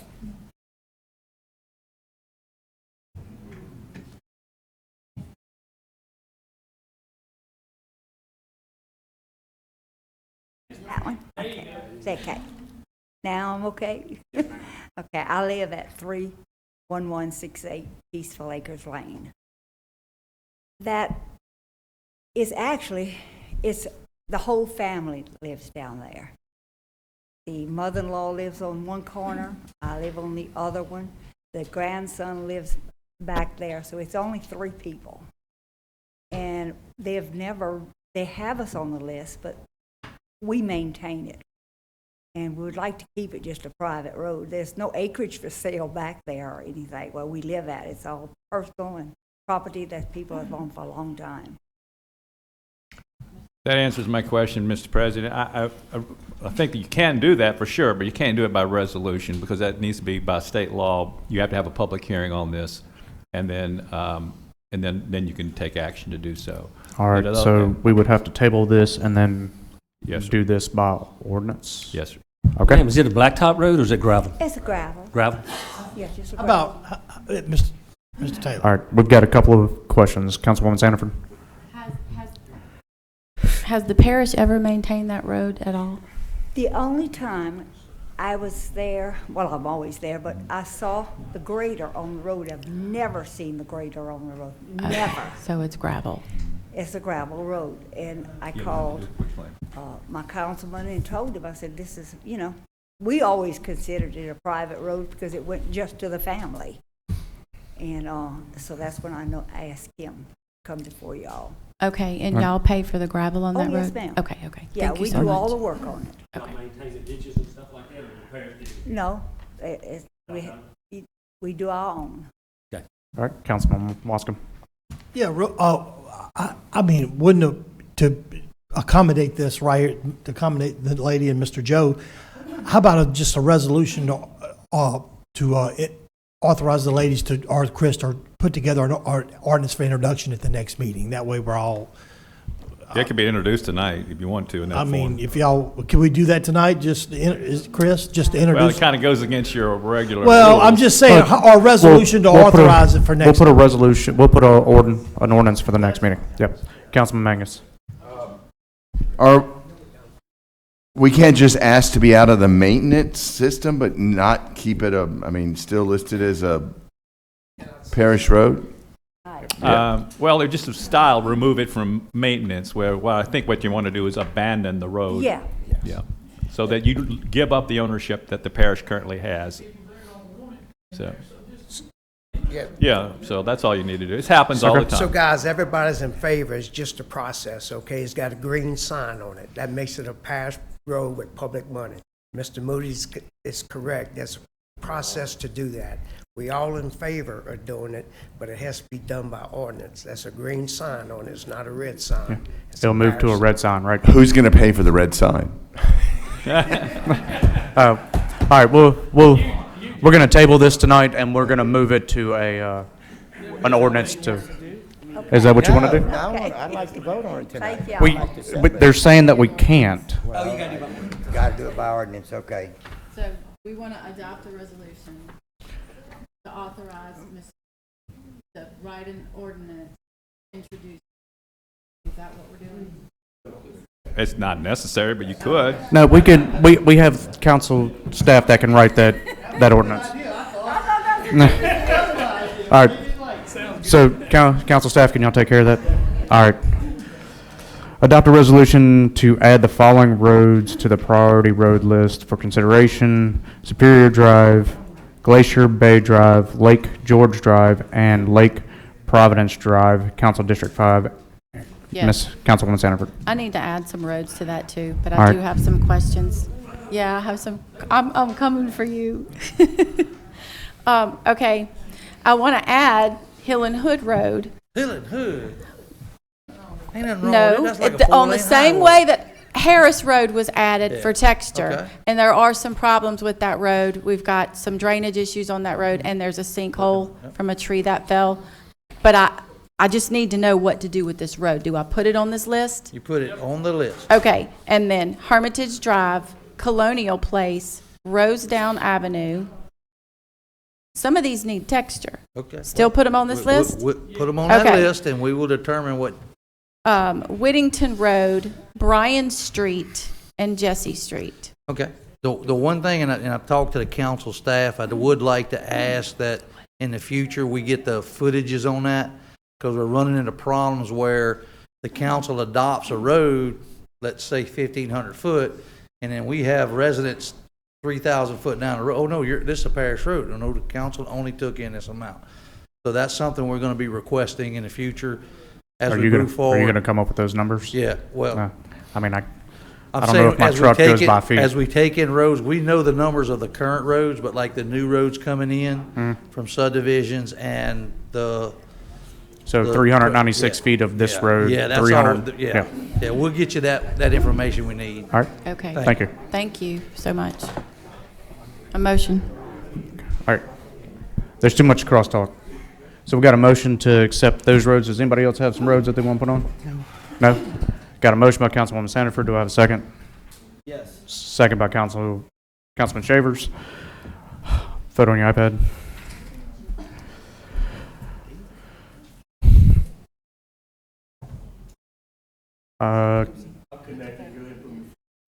All right, that passed unanimous. All right, number 22, adopt the resolution to reschedule the meeting dates for November and December for the upcoming council holidays. I did that myself. We have to do a resolution for November and December because our council meeting falls on Christmas and Thanksgiving. So I would like to move both the meeting or both months to the first and third week of Thanksgiving and November and December. So moved. Got it. I cannot make a motion, so somebody would have to make that motion. Got the. Turn it. Move the meetings to November 6th and November 20th of November. I said that already. And December, 4th and 18th, 2025? Thank you. All right, I got a motion by Councilman Mangus. 6th and 20th. I second. Got a second by Councilman Shavers. All in favor say aye. Aye. That passed unanimous. Finance Committee. We're good. I think y'all have was there Yeah, there's finances papers on right the here. table, everybody? So look it over. If y'all have any questions, let us know. Infrastructure Committee. Infrastructure Committee, we're gonna be meeting here soon. I encourage y'all to either watch it or whatever, but I will be getting with each one of y'all for y'all's particular district and y'all's particular roads, and future projects that y'all might, feel that we need to, or that's not in the list. For some reason, we overlooked it. Ordinance Committee meeting. I'm going to say this. We're going to have a meeting on the 2nd. Where's the camera at? Meeting on the 2nd on this minor resub ordinance, John Wascom, and you better be there. Why? What's that got to do with anything? Tuesday and a holiday? Send it out tonight. That's all we got on the agenda. We're going to have a ordinance committee meeting on the minor resub ordinance on the 2nd, September. And hope to God we adopt it on the 11th of September. I don't know if But if y'all have got input, please come to the ordinance committee. I'm going to miss that one. Hey. I'd like to go back to the Finance Committee. Okay. Church, I'm not making it. Chair, All right. Yes. Hold on a second, Billy. One. I think there is a master plan committee meeting on the 2nd. I mean, maybe I'm wrong, but it's in my phone, so. Let's just move it to the 3rd. If Billy and John, y'all are okay with the 3rd? I can't do the 2nd. I got a men's conference at church, but 3rd. Ordinance Committee meeting. Billy, the 3rd, good with you? What day that falls on? That's a Wednesday. I generally don't miss church. A Thursday. Yeah. Councilman Wascom said he was going to be here. Y'all can do it on the 3rd. I'll go to church. We can do it. Do they have other meetings on Thursday? Planning and zoning's on Thursday. So it'll have to be Wednesday. So let's do it on the weekend. I will do Saturday after 6 p.m. Wednesday, how about Wednesday at 5? Wednesday at 5. Wednesday at 5 will be the ordinance committee to discuss the minor resub ordinance. Okay. That has been on there already 4 times. All right, district attorney point report. Looks like no free lunch tomorrow. Sorry. Mr. Shavers. It's 5 o'clock. 5 o'clock. There's nothing. We need to revisit the finance thing for just a second. You can go ahead and come up and tell them. That way it's official. I just wanted to state that we were presenting the month of July financials to you guys, along with the check listing and the sales tax for the month of June collections for May sales. So if you have any questions, just call us and we'll be happy to go over any of that with you guys. All right. All right, thank you. Thank you. Does anybody have councilman comments? No? Motion to adjourn. Yes. Motion. Got a Okay. I'd just like to Councilman wish Coates. everybody a happy Labor Day. Y'all go enjoy the weekends, have a good time, and Motion to adjourn. All in favor, say aye.